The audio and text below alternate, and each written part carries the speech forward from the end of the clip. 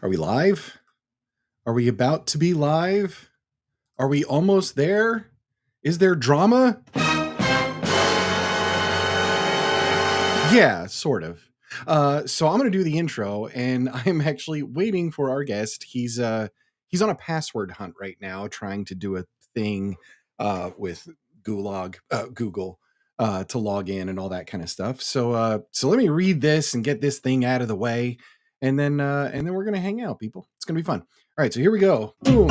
Welcome, one and all, to the MIRTH Web Show. My name is David Batterina, and for the next hour, I will be your host through the mayhem and insanity of exploring all things creativity.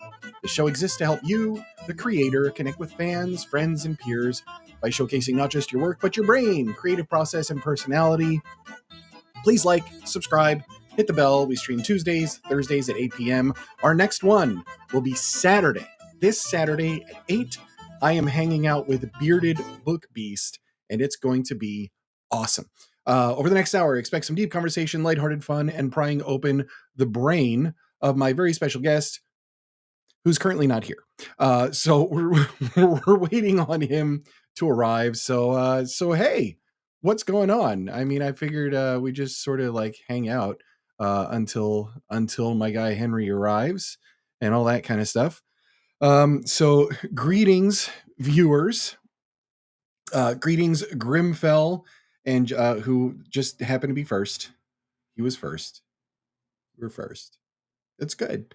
Um, and Jesse, greetings, buddy. How's it going? And my girl, she's here. And this is correct. Go to mirthquake.show for all that kind of stuff. Well, you're not here. You're in New York. I'm here dealing with your cat. Let me just say that he gets very excited about food and he likes to attack me when I'm trying to just feed him. But that is what it is. Anyway, what's going on, everybody? Happy Thursday night. And what do you have cooking? And what's up? And I'm just kind of still waiting here for Henry to pop on. So keeping an eye out for me on my linky thing to see what's happening. So in the meantime, we can just kind of hang out and have some fun. Yep. Greetings, Tim. Greetings. The straw that stirs the drink on X.com, Mr. Tim McKay. Oh man. We had some really, there was some fun back and forth going on that thread, buddy. Let me tell you, that person was a piece of work. And I'm just going to say, very well could be watching and stalking right now. I wouldn't put it past anybody that did what, like replied to you like 12 times because of your white fragility. Oh man, the internet never. It's just like it's undefeated, and especially Twitter. Twitter is like really undefeated because there is just some bonkers stuff going on there. And good old you saw Jeremy. Oh man. And Jesse, that's awesome, man. Congrats. New short coming out Monday, Dragons and Skinwalkers. I like it. We'll have to give that one a read for sure. And I hope it gets extra political. If you know, you know. The menace has arrived. Greetings, sir. Yeah. There was we've got quite the little bunch of regulars going on here. I'm really into it. Like this show is starting to cook a little bit, and that's a good thing. Let me see if we got. No, not yet. We're still working on it.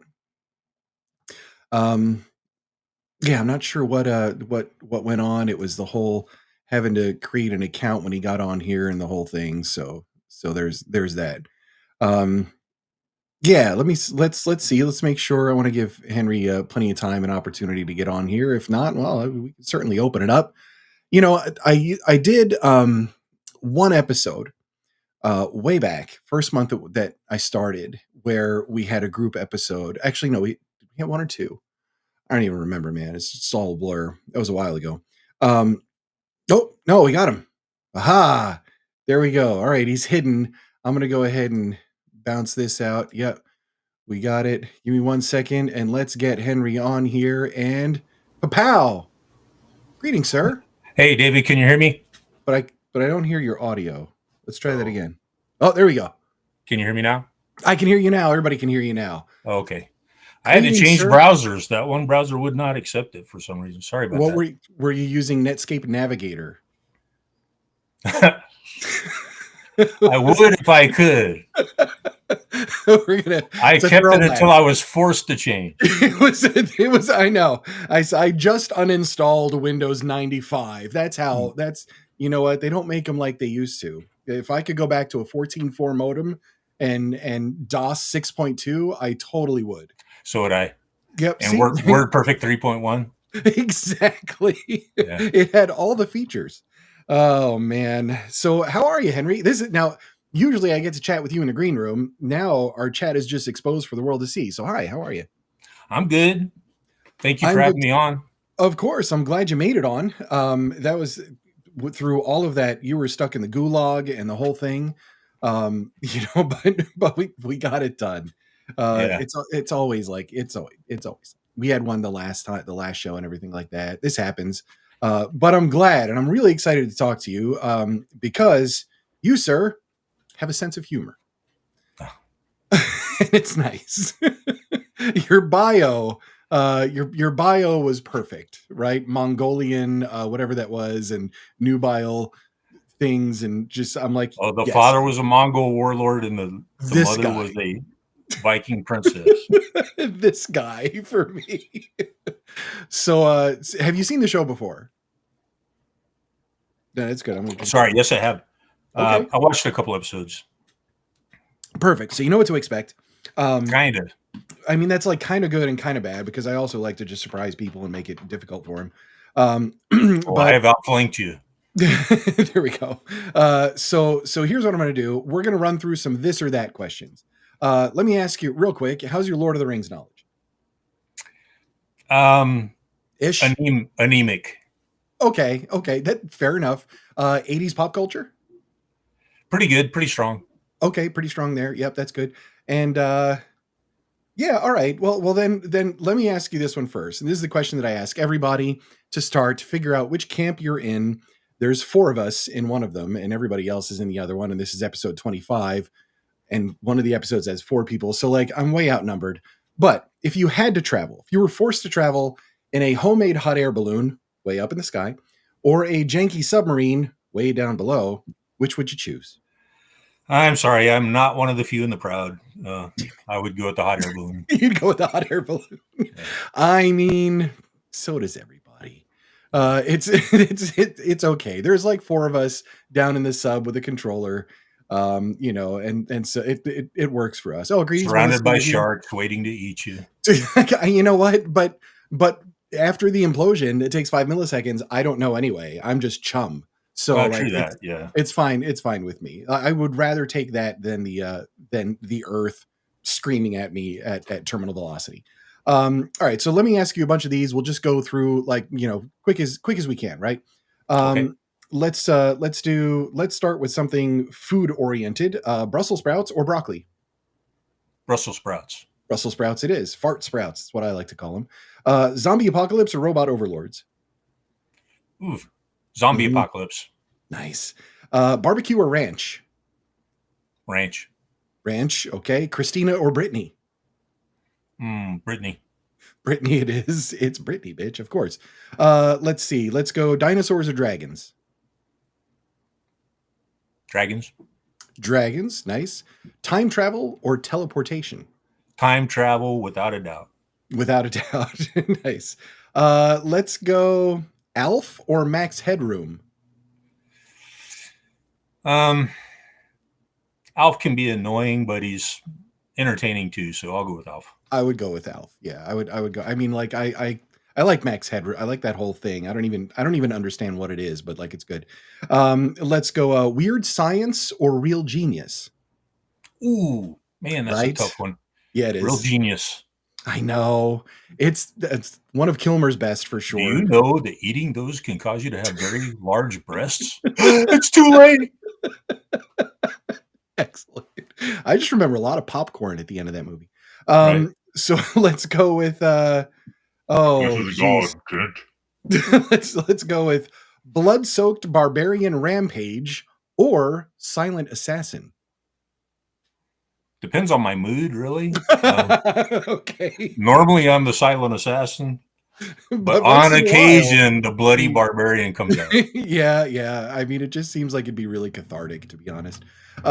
So vampire, but you're a pyromaniac, or zombie, but you're allergic to hemoglobin. I'd go with the pyromaniac vampire. That's just Pyromaniac. too much fun to pass up. Yeah. Ah, ah, every time. Can't set anything on fire. I'm terrified. How about become a were sloth or become a were turtle? Egads. I know. Uh, Were turtle, I guess. I would go with were turtle. I mean, you'd eat all your veggies. You wouldn't fall out of a tree. So, like, I guess Yeah. it's okay. I'm somewhat protected from blunt force trauma. Yeah, Live a long exactly. time. Right. Yeah, I think so. Alligators can kind of chew on you, but they really can't make it through. So, like, But it's not okay. likely to drown though. So if I'm This in is that this if is I'm in true. that jinky submarine, um, That's right. That's right. So thank you. I like that. It's just our quick get to know a little bit about you and your choices and all that kind of stuff. What I'm going to do next is give you the floor for 30 seconds or so and cool. introduce yourself. We got a bunch of people watching. We're all hanging out. We're all friends here. So tell us a little about yourself and what you're working on, what you do, and all those things. Floor is interpretive dance if you want to. Floor is yours. All right, Henry Brown. I write adventure, and so far it's been mostly prose. Right now, okay, so I have 10 bestsellers. Nice. 3 of them are military thrillers, and 7 of them are hard to define. They're well, actually, it's Okay. yeah, it's a time travel conspiracy thriller, men's adventure, coming of age, and sports fiction, I all like it. jumbled together. Yeah.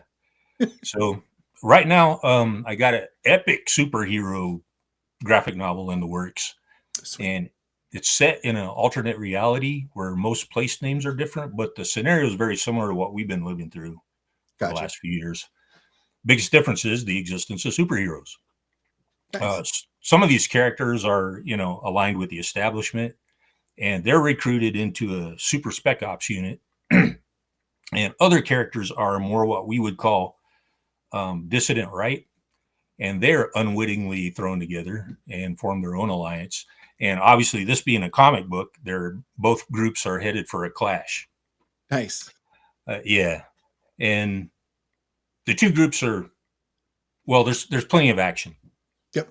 Excellent. So, but this is not your father's Cape comic. So you don't have an X-Men versus the Brotherhood of Evil Mutants or Right. the Justice League versus the Legion of Doom or anything like that. Both sides see themselves as on the right side of history, and Gotcha. they think the other side is evil. And this is graphic novel, you said? Graphic novel. So it's going to be 100 plus pages. I'm thinking about 110. Mm, I've got I've got art inked for over 90 of them right now, nice. Yeah. but only 30 something of them are colored so far. That's taken forever. Right. But anyway, the characters are pretty cool. They're not pastiches. They're although they do have, a lot of them do have skill sets that you've seen in your father's Cape comic. Right. Uh, Right. but nothing is overtly derivative. Although it's impossible to do anything that's completely original, I guess, because This is true. even if you even if it's revealed to you in a dream, you write it and someone says, "Oh, this is just like so and Yeah, so's." I've read that Yeah, before. I read something just like that. And yeah. yeah, of course. Of course. Well, I mean, and look, comps exist. That's the thing. And I think if anything is truly unheard of, never seen, and totally original, everybody's gonna look at it and be like, that's really freaking weird. Yeah. Honestly, so Don't you there know there's anything? You should learn from these other authors. Go yeah, look at their work exactly. and do Why something why like ca that. Yeah, why don't you just write like Stephen King? Brr, yeah. exactly. Yeah. So there's that. Well, thank you for that. I appreciate it, and I've got all your links in the YouTube description and all that kind of Okay. stuff. Anybody wants to jump in there and all that thing. So I'm curious to dig in to a few things with you after checking out like your bio and some of your stuff and everything else. So I'm very excited, especially graphic novel wise and like just written novel wise, and what the difference is, some of the creative differences and things like that. But before I go there, I just want to throw out the question that I throw out to everybody first, which is when I say creative process, what does that mean to you, and what does it look like? Oh, it's one of life's greatest pleasures, actually. Mm. It's what does it look like? It's well, if you're outside looking in, usually it's me looking very stupid, staring off into space. Yeah, I Um, do that. or it's me, clacking away at the keyboard. So for my wife, I'm sure it looks like, I'm just goofing off. And based on her behavior, I think that's pretty much what she believes. But for me, it looks like it's taking ideas and refining and polishing them and fitting stuff together and solving little problems that arises. And it's very fulfilling. Oh, excellent. Yeah, I like solving problems that arise. That's an interesting that I'll say we're at our 25th episode right now. So the quarter pole, I've talked to a lot of authors. Um, but nobody's described the creative process as solving problems that arise. I think that's an interesting way to look at it. Maybe We because definitely they're not like me and create yeah, problems for you know ourselves. what? And there's something to be said for that for sure. One of the cool things just talking to everybody is getting an idea of what everybody's creative process is like, and it's so vastly different from person to person. Which really highlights something that I always want to touch on when I'm talking to people, which is you don't have to copy somebody else's creative process. And in fact, if you Right. try that, you might get miserable. Because for me, like I know people that sit down and they're like, well, I write 1,000 words by hand every day. And I'm like, well, how do you count them? But okay. Um, or things like along those lines. I'm like, if I tried that, I would last a half hour and I'd be like, this is dumb. I'm gonna Mhm, go eat a mhm. donut. So very different for everybody. So tell me about just where inspiration comes from for you. Like where when those ideas are coming and popping into your head, what is generally the origin of that? Well, real life usually, Yep. um, and I don't mean everything I write about, has actually happened.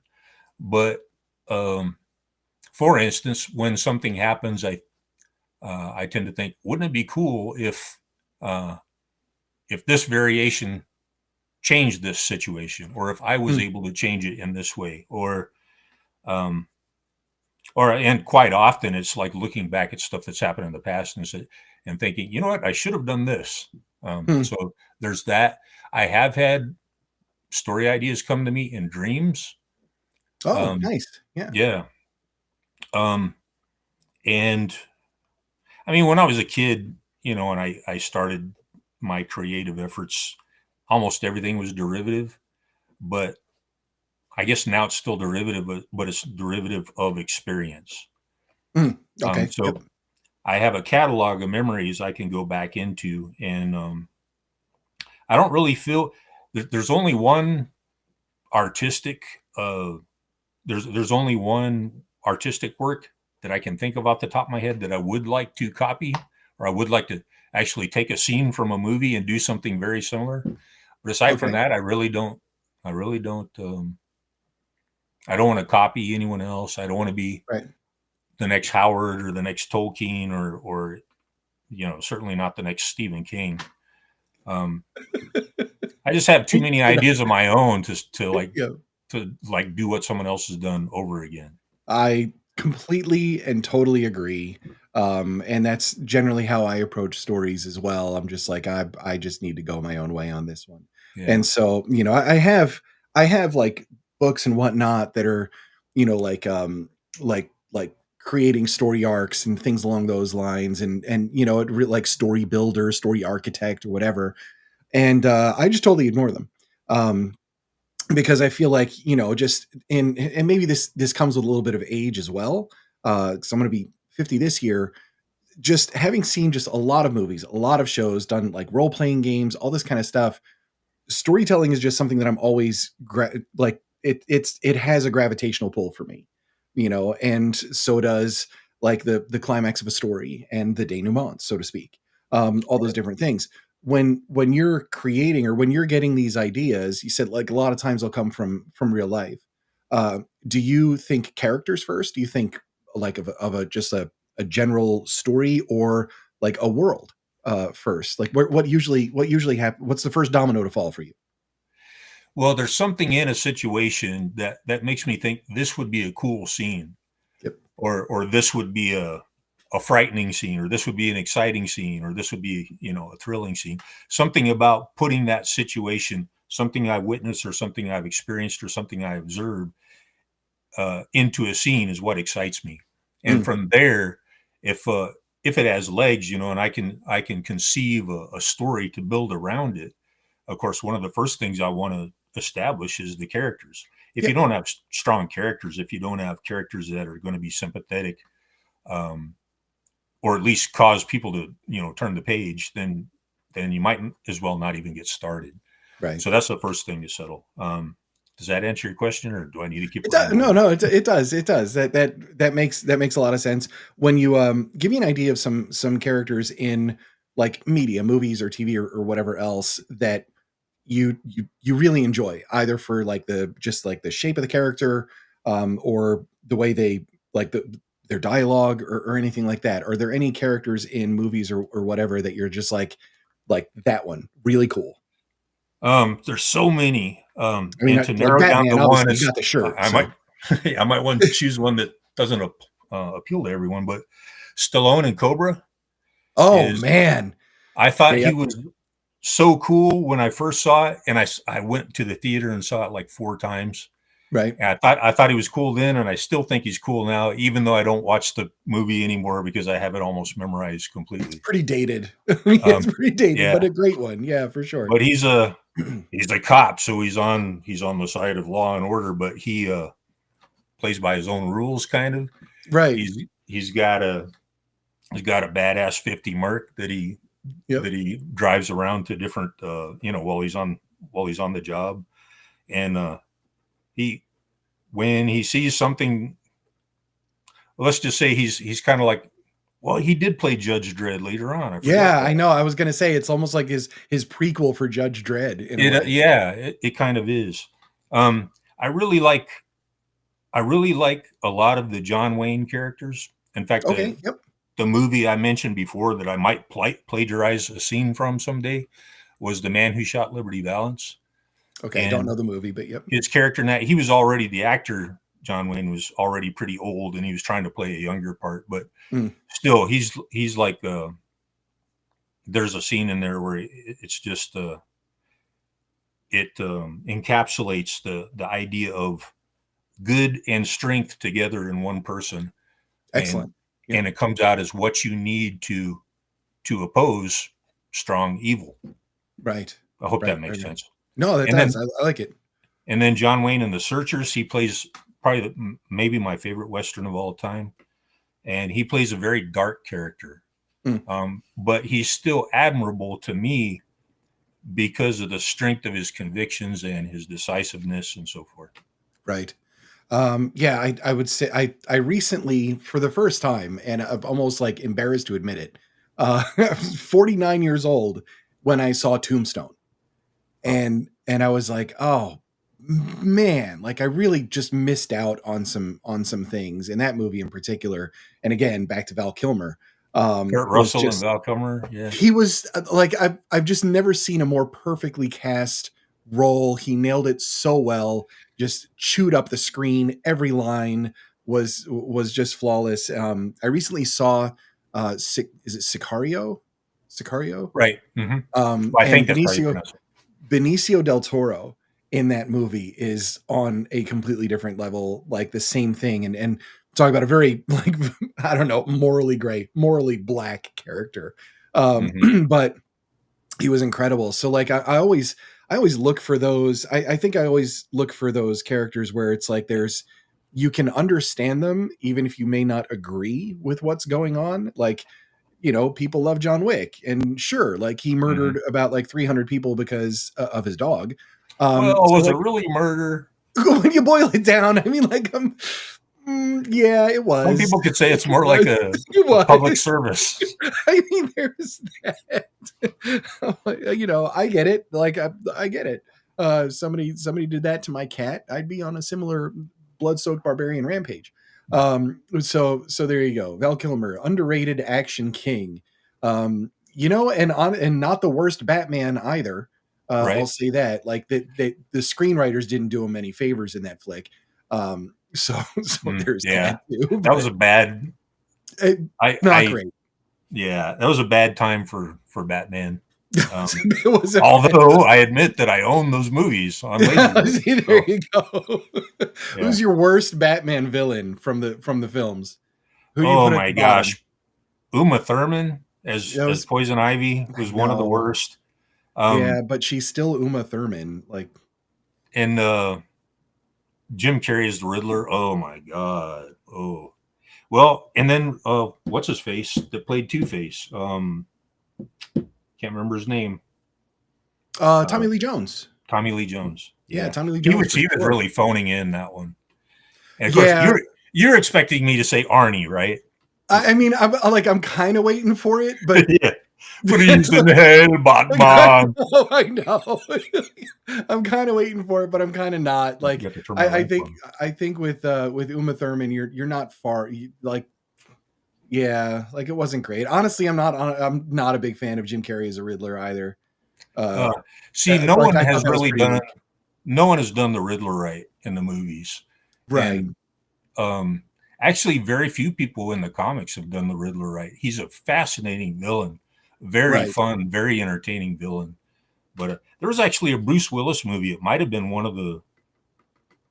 Was it Bruce Willis? Yeah, it might have been one of the sequels to. Oh, geez, I can't believe I forgot the name of that Nice, movie. nice The to Chris. meet you. Goodness. But anyway, there's a Bruce Willis movie where the villain, is basically the Riddler without the costume and the mask, Okay, and there you go. it's like, why didn't you make a Batman script out of that? You know? Uh, exactly. I mean, it's there. It's there. Goodness. All right. So let me ask you a little bit about your process, just in terms of like the nitty gritty. Are you a creator that typically gravitates to morning creative energy, afternoon creative energy, or evening creative energy? I have to work around my work. I have to write around my work schedule. So, and I've never been well, not naturally a morning person. I kind of had to turn into one over the years, Mm, but I'm more of a night owl. yep. If I'm able to sleep in the next day, that's what I'll do. Is I'll stay up Gotcha. late working on it. Yep. Yeah. Yeah. Yeah. So, I mean, it happens. You got to work with the hours that you're given during the day for sure. Yeah. I tend to be that, like, I really like the morning creating. I like the quiet, like, morning where like the cats are still asleep and they're not howling at me yet, which means like 3 a.m. That sort of thing. Yeah. Yeah. So what about in terms of, okay, so you've got a bunch of material out, you've got a lot of books out. What has Are you typically like a devoted plotter? Are you an outliner? Do you just kind of run with it? Like, how's I the process work? I cannot write from an outline. Mm, I Once I write the outline, I lose interest in writing the story.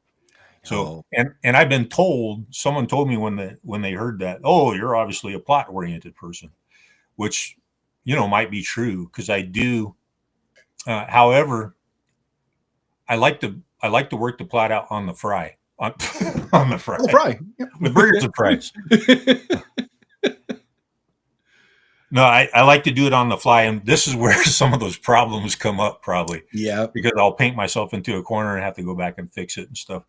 But I write with an idea of a general direction. I know where I want to wind up, and I Mm, know some of the highlights along the way.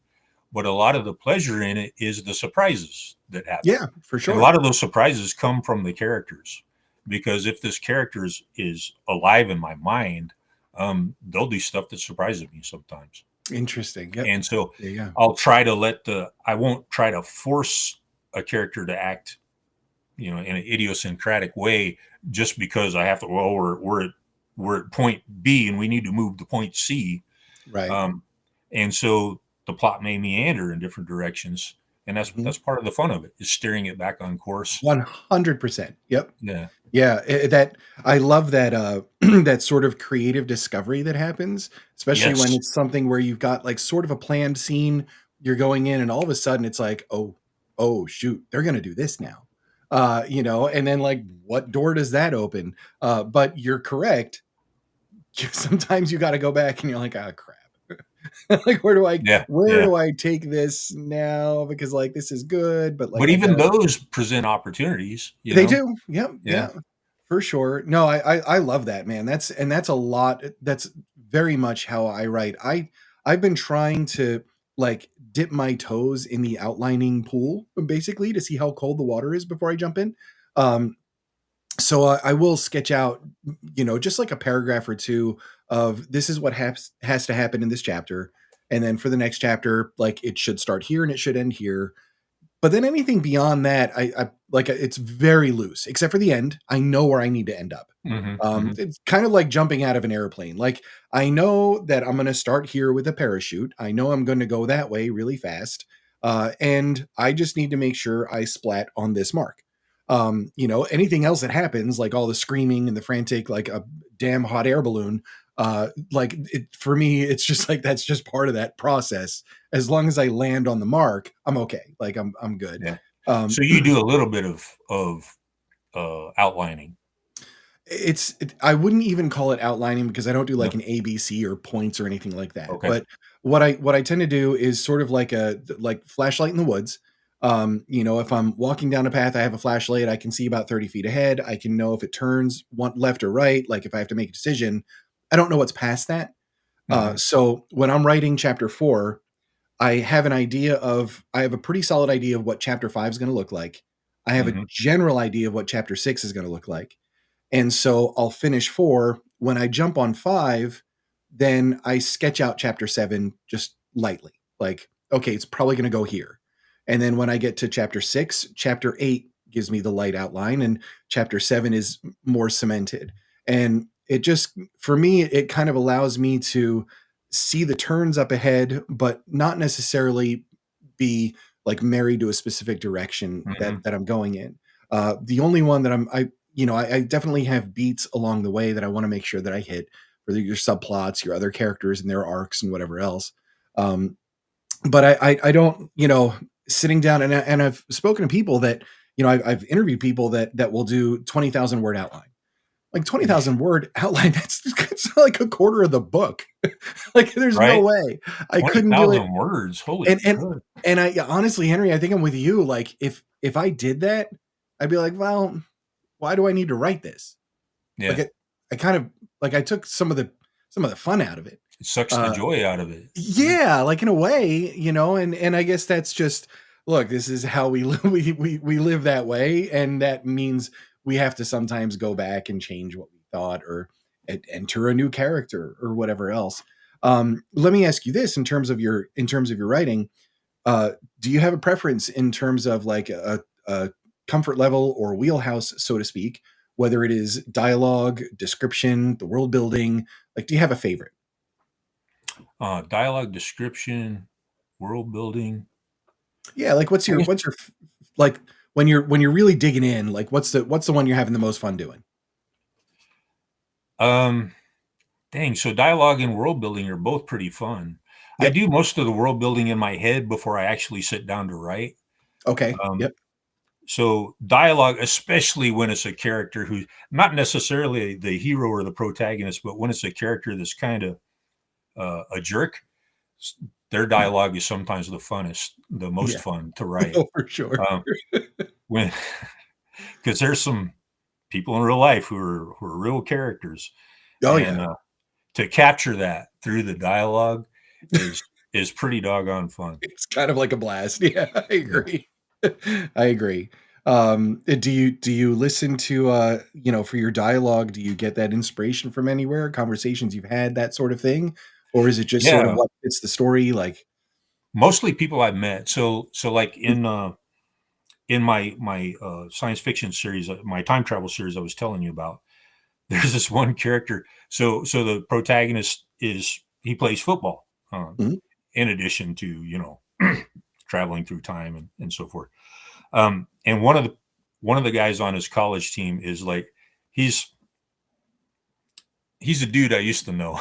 He's a okay, yep, I gave him a different name to right. protect the jerk. Uh, no, actually, he was so much fun to be around because he was so ignorant and like almost proud of his ignorance, and he's obsessed with penis size, and that's like in the Mm, back of his mind. He bring that into any conversation, and awesome. um, Yep. he was just hilarious. And I think the way I wrote him is hilarious, and Right. he's so real. He jumps off the page to me anyway. It's like those artists when you're walking down a busy street in the evening or whatever else where there's shops and shopping and there's some dude with a table doing caricatures and they just accentuate the parts of you that you may or may not want accentuated drawn on a page. And so like I kind of see it the same way. So I Like, am that guy, except I keep it in my head so no one it's knows how insane I actually am. just the written word. I don't verbalize Uh, it. no, no, I get it. Yeah, no, that's good. I've had some very unflattering pictures drawn of me, and and I love all of it. Um, Me too. I'm I'm curious about the whole dream inspiration. Can you just dig into that a little bit for me? Okay, so for example, my debut novel. Um, this was, if you go back to the days after between 9/11 and the second invasion of Iraq, Gulf War Yep. II. Um, I'd been a civilian for a while, Mhm. and I wasn't in. My health had deteriorated somewhat when I served. Anyway, after 9/11, you remember how emotional everyone was, I guess. Like it was yesterday. Yes. Yeah. And so I was contemplating. I said, should I go back in? Should I, Mm, go out and do my part and all this stuff? And I was really giving it some serious thought. And in fact, a coworker told me, he said, "Hey, are you going to go back in? You should go back in." I was like, I was thinking about it. It's like it's I'm not physically capable of the stuff I used to be doing. Anyway, I was wrestling with this in my mind, and I mhm, had a dream one night where I was back in, mm. and I was bringing smoke, overseas on some foreign individuals. Right. And anyway, that scene stuck with me, and so I wound up turning that into a scene in my debut novel. And going back Mm, to the plot thing, there was a scene after that. No, actually, I put it in that same scene, and um, a lot of people have asked me if how long did it take you to outline that scene, because it's a very complex scene. I guess it's mm, I I've got start out with 13 individuals, right. and I go into the perspective of each one as the battle plays out, and not just them, but the enemy side too. And it's around this village in the Sudan. Mm, Um, and so I jump from location to location. A scene of what everybody's doing, what part they contribute to the battle, and so forth. And I did it all in my head. I didn't mm, write any outlines. I didn't make a map of it until after I had written the scene. right. And I kept track of everything pretty accurately. Yeah. Yeah. I could see the villages I was writing this out. And by the way, the dream, you know how dreams are. They don't make a lot of literal sense. They're kind of non-linear and stuff. So Yeah. I didn't really base anything completely on that dream. I just took little elements and Mm, uh some stuff I could build into scenes. from that dream, and they wound up in the novel.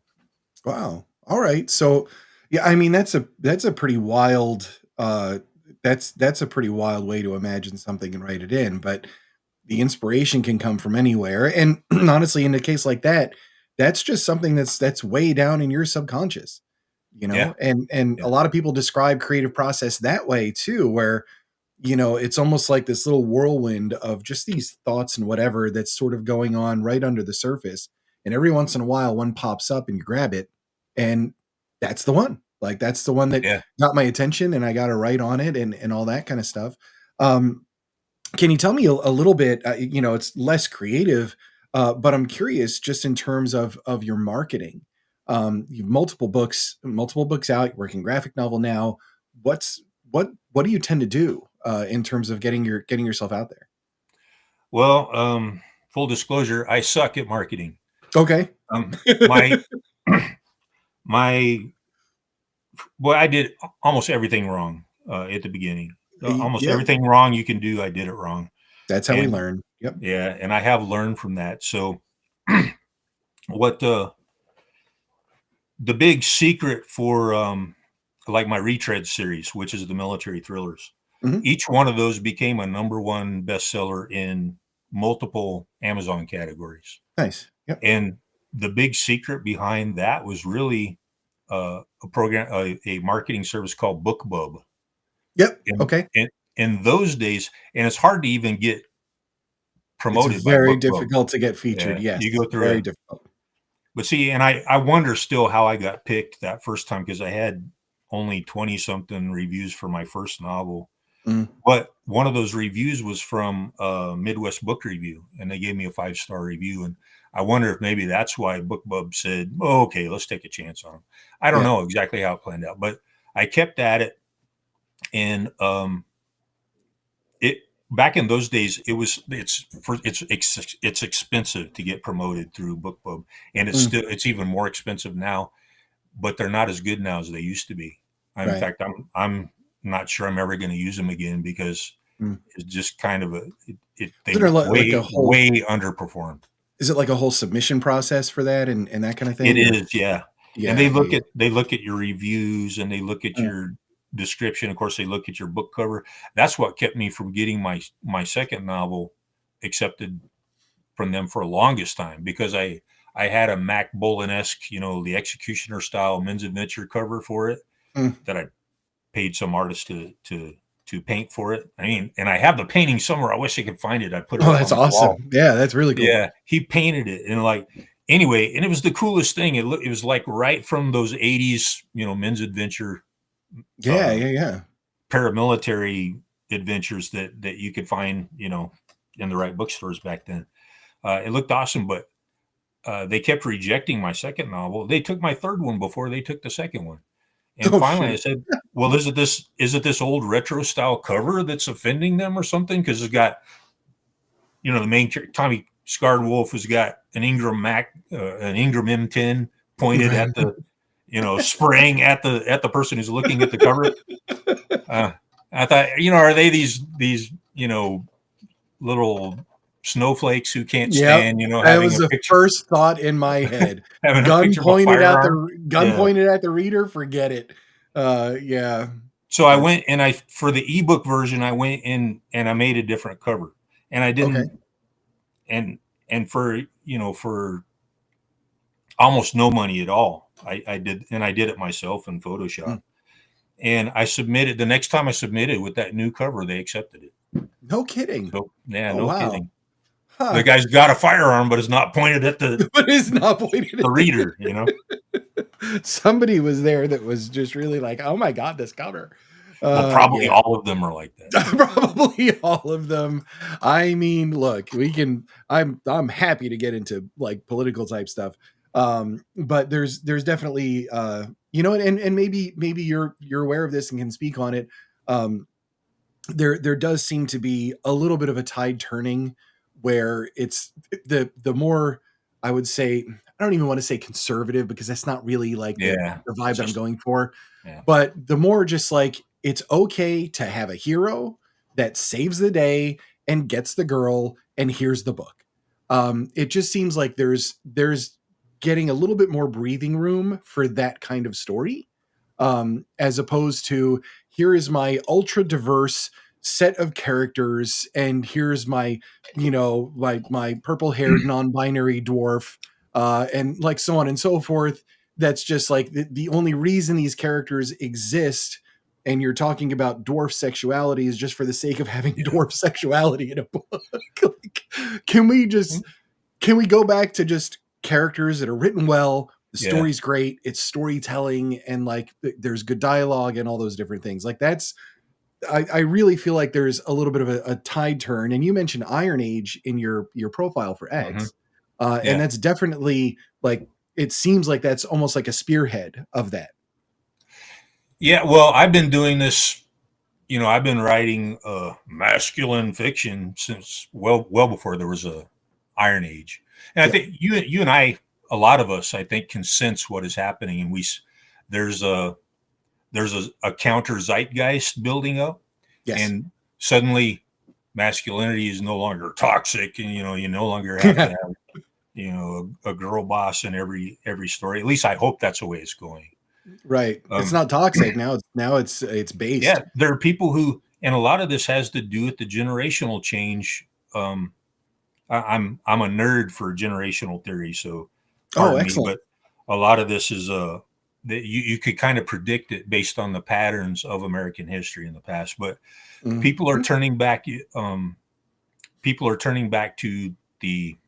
Uh, I don't want to say the patriarchy because that's what the feminists keep No, yeah, no, it's ramming not. down our But throats. I know what you But mean. A slightly more traditional version of things. Yeah. yeah, so it's not. So a lot of people are aware now that masculinity is not toxic, Right. um, and they're embracing ideals like true heroism and like right and wrong. And not everything's got to be a gray area anymore. At least that's what I sense is happening and what I Yep. think is going to happen. Um, and then, oh, I already lost the thought. You made me think of something else, but Sorry. no, No, but it's not your fault. honestly, I get it, and as you know, I identify very strongly with that sort of with the Gen X view of the world, Yeah. where just like everything is just really stupid. But I was aware enough in the very early '80s to see how the '80s were very much about excess, and it does seem like that excess was a pushback for everything that was going on in the '70s. And so the Mm, '80s became that sort of excessive. Everything got bigger. Everything got was flaunted a little bit more. Most of it was just yuppies and cocaine. But that '80s turned into the early '90s, and everything was like glitz and glam in that late '80s. You had the hair bands like yeah. Cinderella and like all that kind of stuff. And then all of a sudden, here comes Kurt Cobain, and he's just in a flannel and jeans, and everything sucks. And it Mm, changed all of it like overnight. And the pushback on that glitzy corporate '80s tended to be that sort of grunge vibe where it's just like screw it, we're practicing in a garage, it sounds like shit, listen to it. But there was a lot of truth and honesty behind it, whereas there wasn't a lot of truth and honesty behind Warrant's cherry pie, and things like that. And then that '90s ended up like then it started to get angry like towards the end of the mhm, '90s and the early 2000s. yeah. And new metal was like, that was the style du jour, so to speak. And you had Limp Bizkit and Corn and all this kind of stuff, and people were just like Marilyn Manson was definitely like front and Yeah. Oh my center. God. Things were just like really like it took a little bit of a dark turn. It was performative for sure, just like Alice Cooper, like one of the most normal, like just unabashedly Christian dudes ever, but he's Alice Cooper, And so it's like we know you're a show. And then we kind of got back into that stupid corporate boy band early 2000s. And Hmm. honestly, like Bubblegum.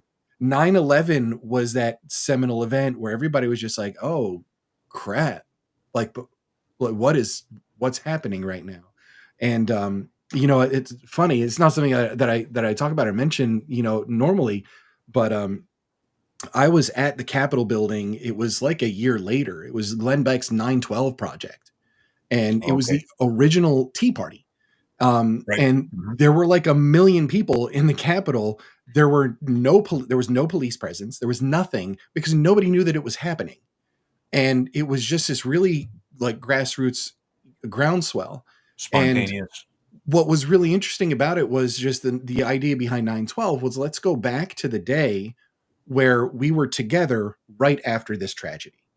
And Yeah. the party lines didn't matter and all those things didn't matter. It was what mattered most was like we need to we need to help each other and be considerate to do all these things.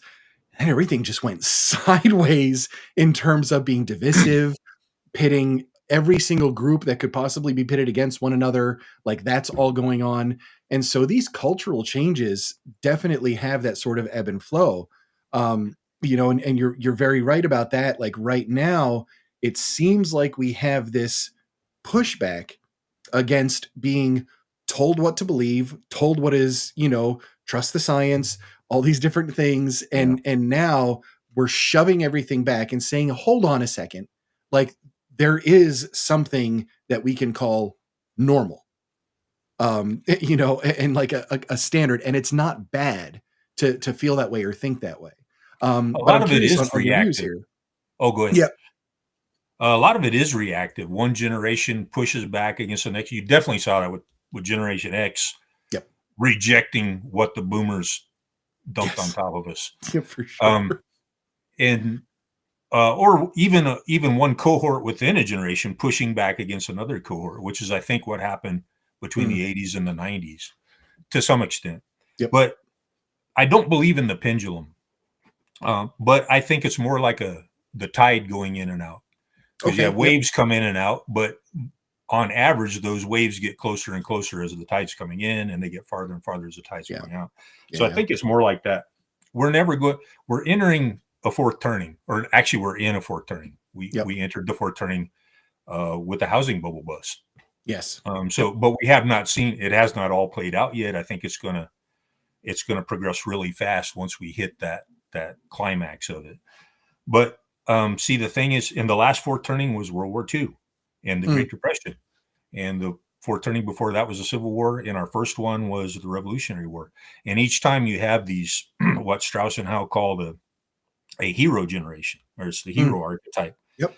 And of course, that, believe it or not, the GI generation was hero archetype, and believe it or not, the millennials are a hero archetype too. And I mean, because there's two aspects that progress linearly, and the rest of it I think is cyclical. And the two that I see progressing in a linear fashion are morality and technology. And Mm, because of those two, it's not going to be exactly like it was during World War II. We're not all for going sure. to band together against a common enemy, or maybe we will. But if you compare the millennials to the GI generation, it's a joke, right? People are making memes about it. Of It's like course. the one guy sitting in his foxhole, hoping to get a lukewarm, some lukewarm Java in his canteen cup, and the millennial in his pajamas sitting at the table, upset because he didn't get sprinkles on his Pop Tart or something. I will You know, say, so there's definitely a difference between the older and younger millennial.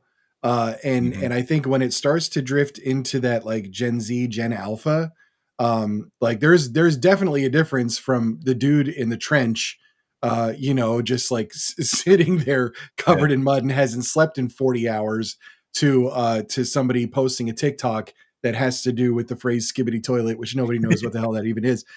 So like we can't really like it's really strange. But it's funny when you talk about these turnings and like the wars and particularly how everything changes.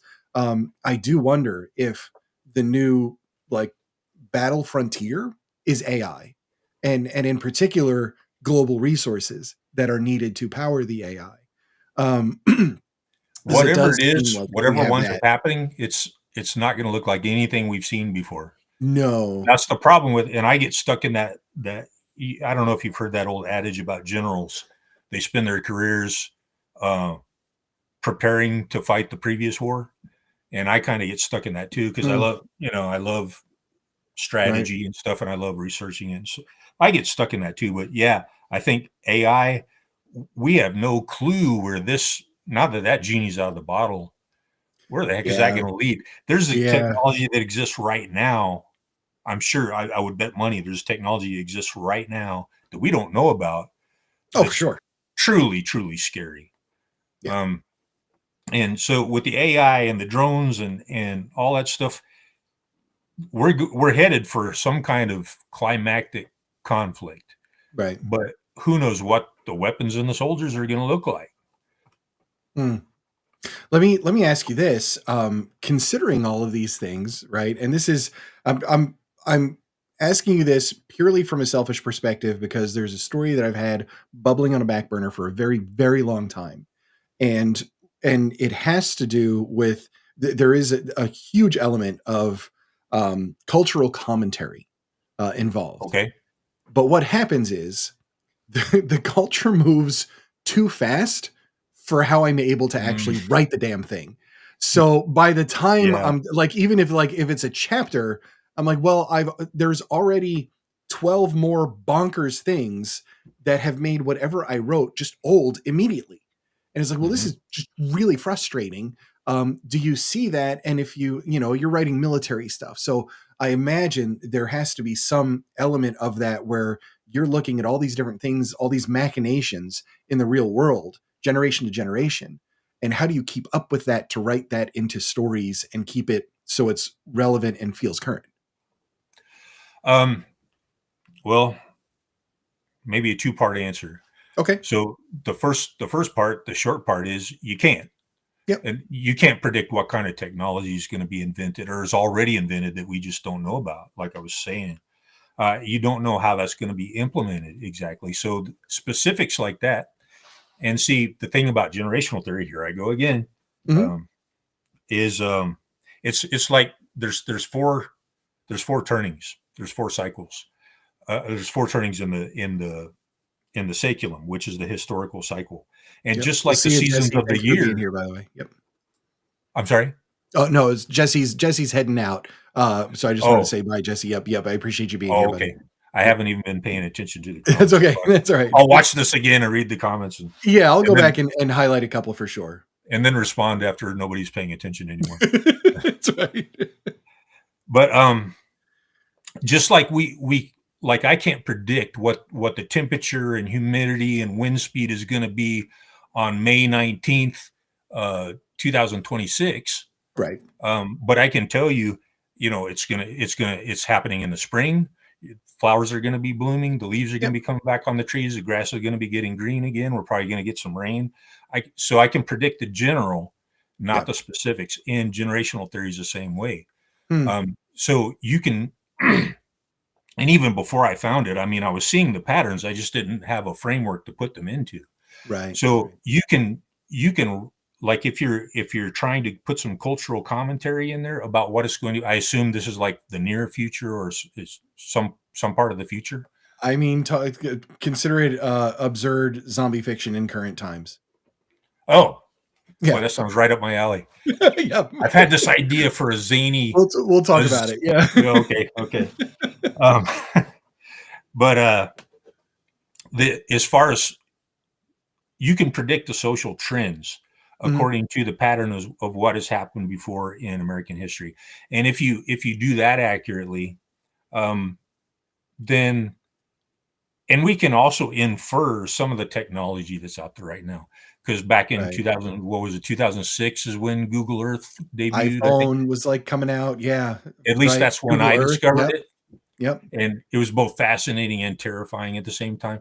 So based on that, they have, that was probably the military, the Pentagon and the CIA probably had that 30, 40 years before Oh, we had 100%. access to it. Yeah. So what do they Absolutely. have now that we're not going to find out about until later? Well, Right. I'm sure if I were a betting man, I would say they can not only use the satellites to see, what you're doing in your backyard, but they probably have thermal imaging from those satellites that can tell everything you're doing inside your house Yep. when you think you're in the privacy of your own home. Yeah. For the Um, record, it was Taco Bell. That's why I was in the bathroom for that long. Um, so okay, if they're wondering, he spends a lot of time on that I wasn't going there. it's like Blue's Clues, right? It's my thinking chair. Okay, like it's where I get some, it's my private time. No, no, but I understand. I totally get what you're saying. And I think we would be shocked by it, whether it is something that's like anti-gravity or some anything that you can think of that's like, well, that's just a crazy idea. Because honestly, the last 2 years, everything we've said was a crazy idea has ended up being true. Right. Well, I remember years ago, before everybody was talking about AI, which they are now. Yep. I remember years ago, and of course there were bots and stuff that ran on algorithms that made fake social media posts and stuff. But I actually ran into individuals online I think they were just another bot who's operating on AI at a more sophisticated level than the bots we were used to. They were actually, but I could tell there was something wonky about their cognition. Right. And I would guess that those social media accounts were a more advanced AI, which we're seeing now. Yep. But at that time, every time I get that friend request on Facebook, and I'm like, they don't know anybody that I know, and as soon as I accept it, they ask me what I write. I'm like, here we go again. Oh, don't get me started. Don't get me started. Look, these people. And it's like, it's no good. Look, this is funny, right? My dad passed away a few years ago, and he was in when he was in like his 70s, and he was a type where it was like, I built a computer for him so he could use it for his work, his business. He was a woodworker, ran his own business. And he still he only used it for solitaire. But like, and he had a Yahoo email and solitaire, and he still did everything in quadruplicate on an old IBM typewriter. That was just like what he did. But when he would get spam emails on Yahoo, and it would be like the Nigerian prince email. Just like, I remember those. Oh, they were fantastic, right? Like all those. He would sit there for 3 hours and compose a multi-paged response. Oh my God. And all of that. And it's so funny. I actually have, when he passed, I've got it right back here in my office. When he passed away, I have a police report he filed for a spam email. He went to the police station and was like, this person's claiming to be a Nigerian prince and all of this stuff. And I'm like, look, this is a little off topic here, but like, it's just wild to see how technology has changed, how all of these things have changed, how we interact with all of it, and how everything is advancing now with AI. Like, for the most part, it's getting the fingers right, so like it's getting harder to tell.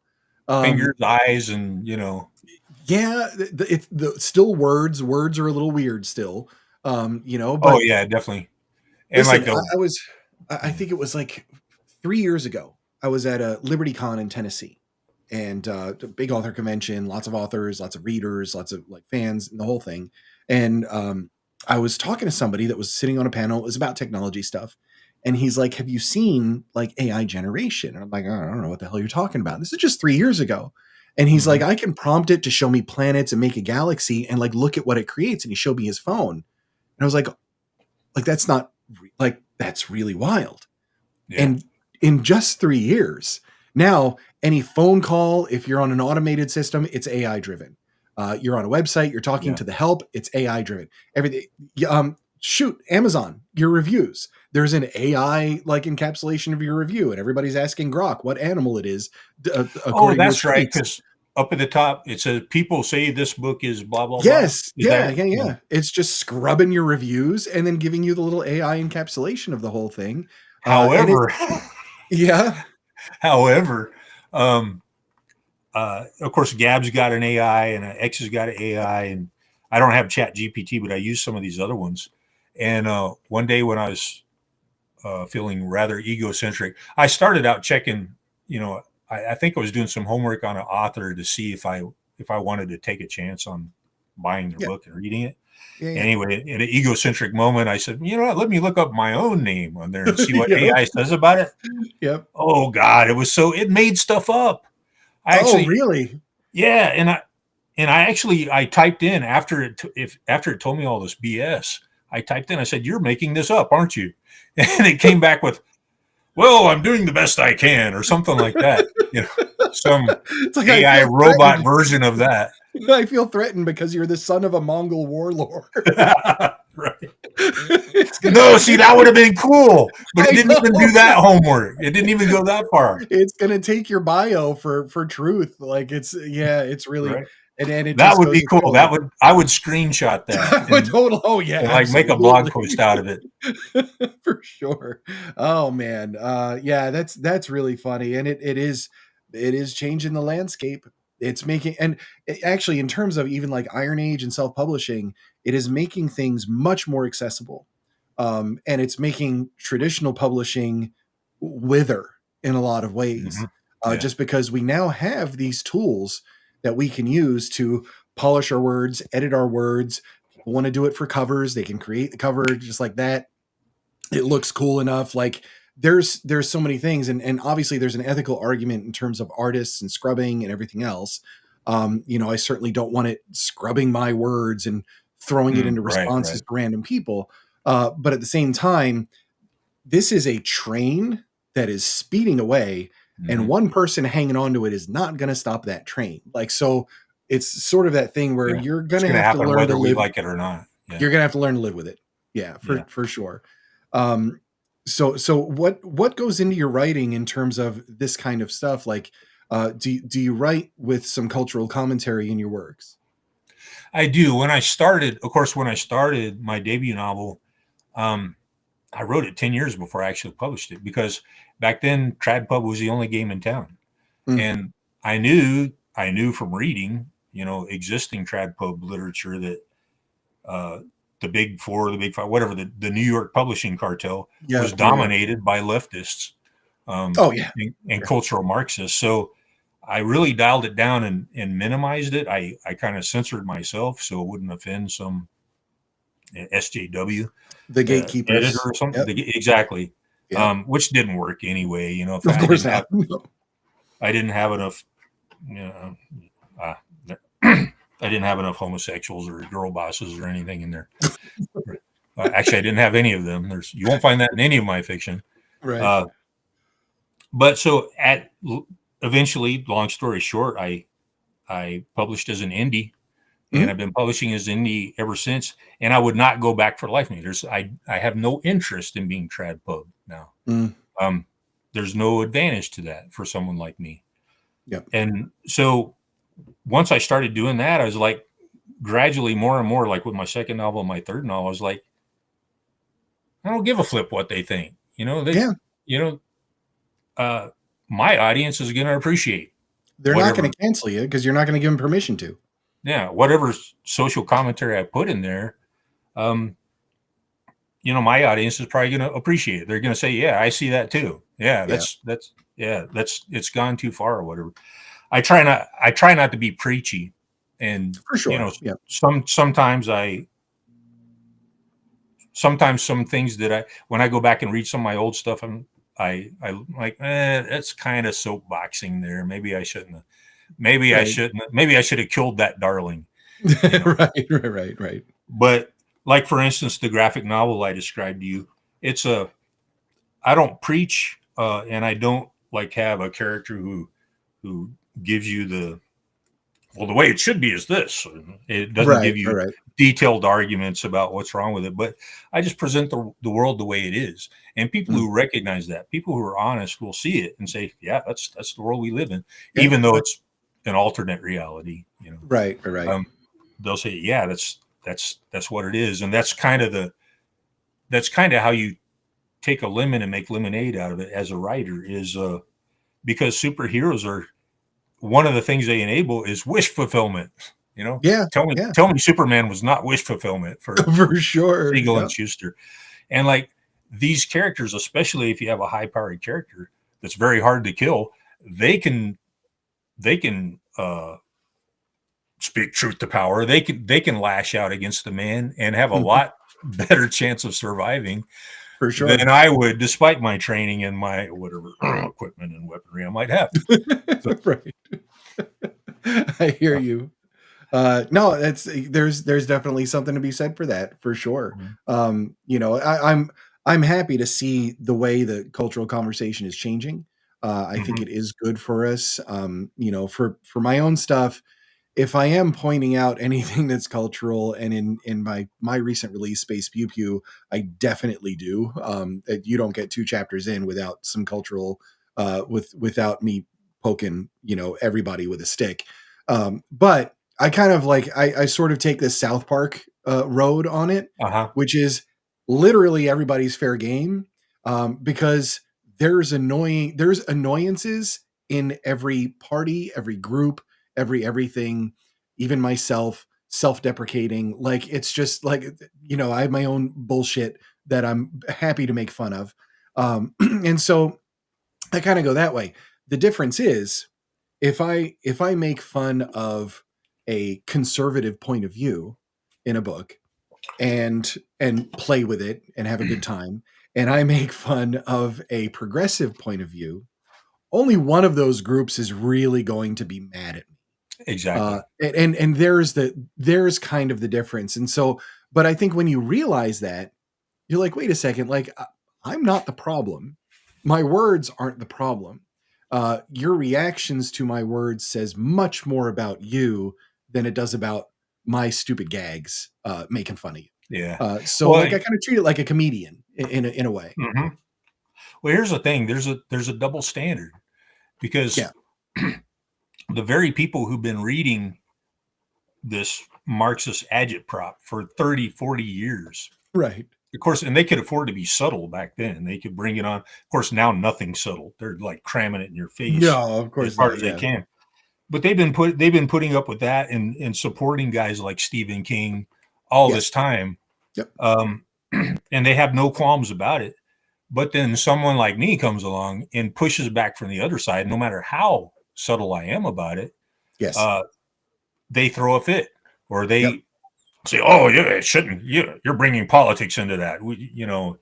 Um, Well, so look at what they did with J.K. Rowling. yeah. I mean, Well, all she's she not like even. she's a left. Yeah, She's on the left. she's a lefty. Yeah. And All she so said was all keep women in women's sports. Like that was literally yeah, it. she was And just she was not up to the level of insanity that we're supposed to be, and that's right. what got her in trouble with them. Yeah. But it's um it's a kind of a sickening double standard. And well, I mean, you've seen what happened. The guy that created Mozilla Firefox, he didn't even say Right. anything. You remember what Right. happened to him? It's I just remember the story a little bit, but like you'll have to refresh my memory on it. But I someone went remember and some kind of thing there. yeah, someone went and doxed him, and they found his voting record, and he voted on an issue the wrong way, some years ago, and they found out about it, and eventually, I'm not sure the details how the who hit who with what, but he got chased out of. That's why he started Brave. You see, he left Right. Firefox Right. because it just got too toxic there. Yeah. Yeah. And go figure. And the thing is, I mean, I think it took some years to really have a good percentage of the culture to actually see what's going on. But we got to that point, and I think that the youngest generation right now, the kids who are in college in particular, are starting to see this, because they're like, wait a second, no matter how many times I apologize or try to say the right thing, it will never be enough. Right. They're It's always like, I'm always going to be a target. yeah. And It so so it's not your opinions that they hate. It's there's nothing that you've done or thought about doing that makes them hate you. They hate you simply because you exist. yeah. And frankly, I mean, you and me, I don't know, I don't want to make assumptions, but I was born with three strikes against me in this culture that we live in now. Mhm. I'm I'm the wrong race, I'm the wrong sex, and I'm the wrong sexual orientation. Yeah. To be this is why I mean, and who was it? Joyce Carol Oates recently, like, um, she let the cat out of the bag. She admitted that people like me, just those demographic details prevent any editor from looking at anything I might ever Oh, you're going submit. straight into the circular file. Yeah, Yeah, you're straight into the trash when they the don't manuscript is. care what Nope, I have to say. nope, The very fact that I was born, with these chromosomes and these genes and this pigmentation, and that I don't try to, and that I know what to do with the equipment I was born with. That very fact precludes me from well, ever. you're on the bottom of the intersectional totem pole, my Yeah. friend. So I So mean, there's like you're not so checking I've a lot of already, yeah, boxes. I've already struck out. So I Yeah. might as well say what I want. I mean, Uh, so far, we still have the freedom to do that here. yeah, And yeah. um, they, the thing you mentioned, the generation that's in college right now, Mhm. and the homelanders it's really encouraging to see. Now they're not shifting, the pendulum's not swinging, they're not shifting to the For right or sure. anything, but they're tired of the idiocy. They're Yeah, tired for and they're sure. tired of having it crammed down their throats. Yeah. Thank God, so they're pushing back. And what you were saying earlier, or what I was trying to say earlier, is the left is allowed to like blast everyone with their worldview 24/7, For sure. with the fire hose.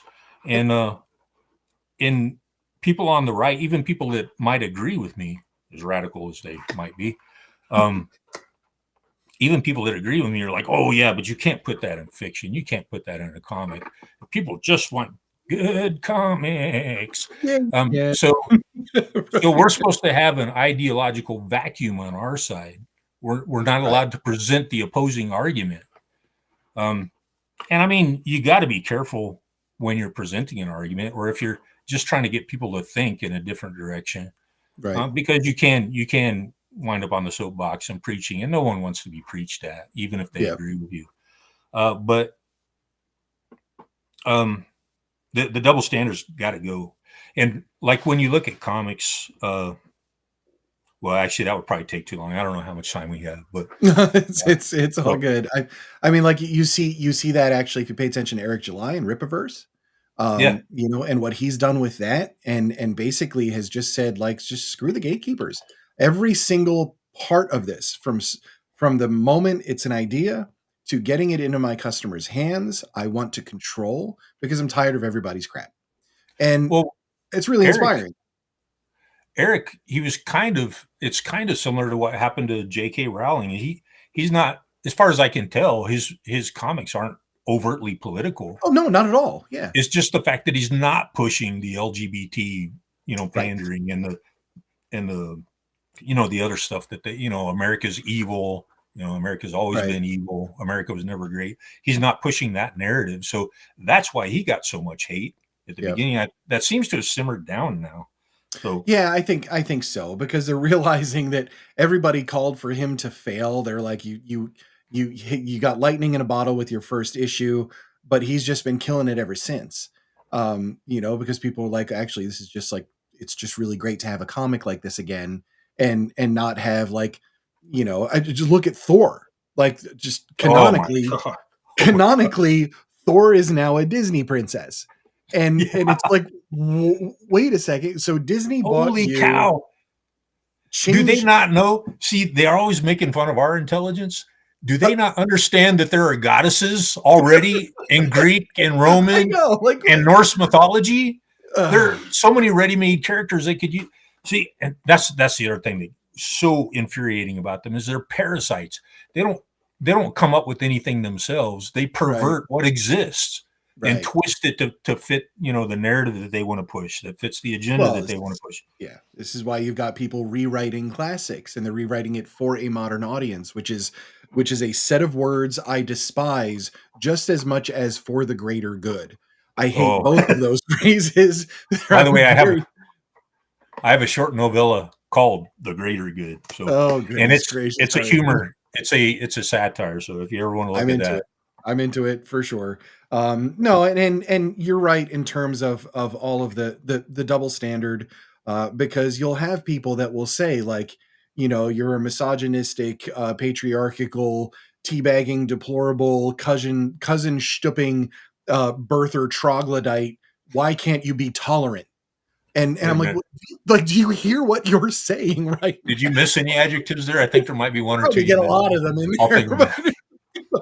but I'm just saying, like, but you're telling me to be tolerant right now, and you Ah, just referred to, like, how why can't you be intelligent? You like, you so on, like, you're like a caveman, knuckle dragging, et cetera, et cetera. There's a lot of them in there.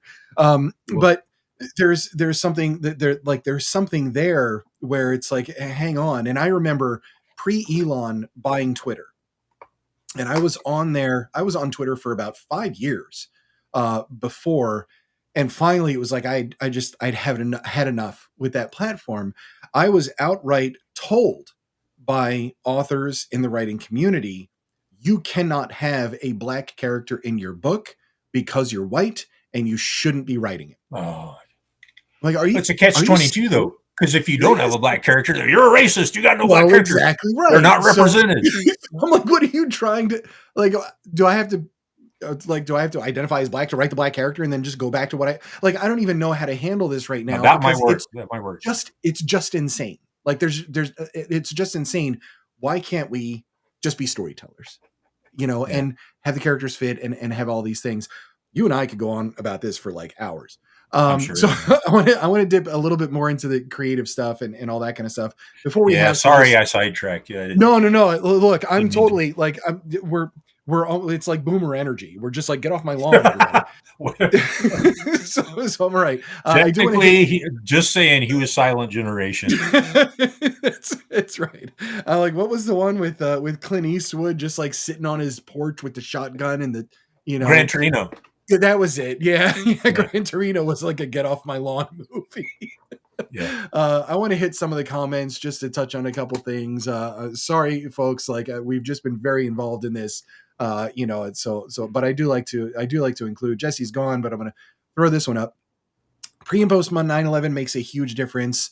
If you don't remember it, if you don't remember, you aren't the same. And I think that really changed. I mean, it changed everything. There's no doubt it changed everything. And what was sad to see is how it honestly, it got worse a few years later. There was this period of time we had the first baseball game after 9/11, and just there was such a sense of pride and unity, and to see it just devolve into, you know, everything that happened with, just in terms of blatant virtue signaling and all the stuff that we've been talking about, that was for sure just really sad. um Let me see. Gen X is the best X. I mean, I'm guessing you would agree. Oh, well. Yeah, of course. So Gen X is typically tend to be nihilists. So whereas A the little bit. boomers are narcissists, the boomers are like, Right. nothing is as important as I am. Where Gen X is like, nothing is important, including myself. Right. Yeah, drinking from the water hose and coming in when the lights turned on the street, like that whole thing. That's how I grew up. This is terrifying, from Jeremy. They can use your Wi-Fi to give them the blueprint of your home and where you are now. Yep, that's the whole bathroom and Taco Bell thing. I'm just saying, like, it's a good way to get them to just turn it off. They're like, nah, he's just going to be there for 3 hours. We can go away. Smoke break. And let's see. Best place, Tim. Best place to get today's news is yesterday's conspiracy theories. There's about a 6 month gap there between It's conspiracy getting theory smaller. and current events. You think we're gonna get? You think we're gonna Yeah, get? you're right. I think it's more like 2 months now. It's Maybe. yeah. Like, I wonder if the JFK stuff's gonna come out soon. Oh, that's. Well, I don't want to get started on the ways that Trump disappointed me, but that really, Right. man, if I could have given him a swift kick to the derriere That was after one. promising to release it, Yeah. and then he cucked because some spook or some freaking would-be dictator in the CIA told him, "Oh, I can't do that." They brought him into the room. They showed him papers. They spooked him off. Yeah. Look, I'm honestly, the only one I want is the Epstein list. That's it. I need Oh that yeah, one. so there's two things that really, if he's for real, two things are going to happen. that I can think of right now. And one is we're going to get the list of the Epstein clients, Yep. and two is he's going to pardon the J6ers Yeah. on day one. Yeah, for sure. If he does not do those things, then I know this is just a joke. He's part of the problem. Yep. In my opinion, that's what I'm going to think. Yep. Yep. Let's see. There's no. I was not poking the cultural bear in Space Pew Pew. I literally walked up to it and had a stomp party on the bear's nuts. I mean, I was trying to be gentler about it, but sure. Yeah, actually, that's not. Yeah, I did preview the first couple chapters, and you're subtly working it in there. You're not. I go in there. You didn't come on like gangbusters, so no, it wasn't heavy-handed. It was. You're learning from the enemy, where they like wait to. Well, they used to wait till the second season to start throwing the crap at you. That's right. Now they're waiting maybe to the second episode to start slinging. Like, I gotta watch. Watch that first season again. Was everybody gay? Like, I don't know. Yep. Oh, and my mom's here. Hi, Mom. Yep, glad you're watching. That's fun. So let's see. The list never comes out, guaranteed. I don't know, man. Like, I feel like we already know who's going to be on it. You know, Bill Gates. Yeah, we got a pretty good idea. So we got a pretty strong idea. Conservative Justice John Roberts. We I'm guessing he's on there. Oh yeah, and I think some of those will be surprising. The Diddy list is another one. Like I really. Oh yeah. You know, there's just. I think that could be used as a smokescreen to keep people to get the Epstein client list flushed down the memory hole. You know, it's funny because I talk to Jacqueline about this all the time, and whenever something comes out in the news, like the drones or whatever else, like where's the sleight of hand? Why is this everywhere? And why do they want us to look at this? Yes, yeah. Oh, look at this! Oh, it's so fun. And meanwhile, like here comes something else. So there is that. But anyway, I want to get on a couple more creative questions, and then let's have some fun with Pitch Storm and just lighten it all up, right? Okay. So do you listen to music while you write or create? Sometimes. There's sometimes it's a distraction, but sometimes there's a specific piece of music that really puts me in the mood for a certain scene. So like there's one battle scene that I wrote and I listened to was it The Death of Siegfried by Wagner because that was like the perfect music. And nice. And I actually, as much as I make fun of the boomers and as much as I hate on them, I grew up surrounded by boomer culture. Yeah, so I love a lot of their music. So the Rolling Stones, which one was it? Give Me Shelter. Nice. I used that one time to write a specific scene. And, just those are two examples off the top of my head. But like I said, other times it can be a distraction. Yep. I tend to do it purposefully. So like if I'm writing a scene, in my debut, I had a whole scene and it was everything with the theme around it was love. And so I was listening to Al Green and Marvin Gaye and all this kind of stuff. And I'm like, it just kind of fit. Like it got me there while I'm writing, if it's heavy on lyrics, I'll end up typing the lyrics. I can't, it's hard for me to focus. So I'm like, he looked at her and said, let's get it on. Like, no, that's wrong. So like I have to listen to stuff that has very limited lyrics. I tend to listen to like prog metal and things like that just because it's a soundscape. And it engages my brain, but it doesn't overrule what I'm trying to focus on, I guess. And what about a time in your life where you had a hard time creating or writing? And what did life look like when you were struggling to get some words down, if that ever happened? What do you mean by what it looked like? Like what was the roadblock for you to where it shrunk your output? Oh, okay. I'm typically not a writer's block person. Typically the problem I have is just I'm busy doing other stuff that I have to do and I have to put the ideas on hold. There was a time, thank God I've got a cushy job now, but there was a time when I was working 16 hours a day, 6 and 7 days a week. And like, I've got all these ideas during the day while I'm doing mundane, stupid stuff. And I'm just so drained when I get home. I don't have the energy to write it down. Yeah. So that there's nothing I could do about that really until I got insomnia.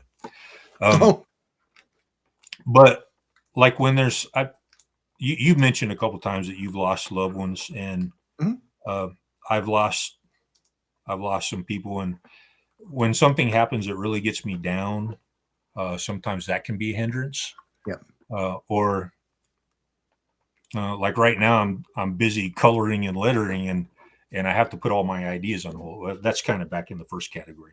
Mm. Um, but it doesn't happen to me all that often, and sometimes I'm able to channel my depression or my rage Yep. into what I write. You got to be careful with that, because if you get too passionate, that's when you tend to be too on the nose, and you might get preachy. You know, Yeah. For um, 100. Yep. what I found, and there's a lot of people, if the writers who are listening to this, who haven't come up with their own system, what I found to get out of it is, it's not sexy, but just Mm. force yourself to start putting the words down, and then after you've done that for a while, you build up some momentum, and then it starts to come naturally again. You Yeah. can always go back and edit that first section and say, oh, what the heck was I thinking there? That's, Right. Right. Of course. some talentless schmuck wrote that. Jesse, who But had left our a chat, he's often preaching the whole like you cannot edit what you haven't written. exactly, And yeah, that's true, and I also hate it. So it's like yeah. that's where I go on it. Like I What said, I know a lot of people struggle with writer's block, and I don't know what that's like completely. I've had small little bouts with it, usually because of something that happened in life that's like consuming all my thoughts. But Yeah, that's how I've overcome it, is I just force myself, yeah. if I have time, I force myself to write, and then I get in the flow. Eventually I get in the groove, as the boomers would say. Look, I don't believe writer's block exists. I'm not there with it. I believe when you're in the middle of the story and you're writing and you just have that inclination to put everything aside, it's because it's plot block. It's that writing yourself into the corner and you don't Mm, know how to get out of it. If it's a creative block, then yes, now you could be overwhelmed. There could be stresses from work. It could be a depression issue where you're just like, I can't deal with the story right now.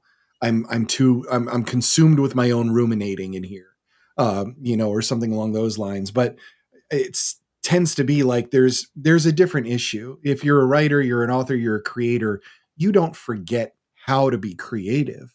right. You may not be able to hammer down all the conditions to be optimal at it, for sure. Well, what about a time where you were creating like crazy, like your biggest output, lots of words going down, everything's humming along, and you're just like churning out pages? Um, what did that feel like to you when it happens? Oh man, that was like, uh is the biggest rush ever. And Mm.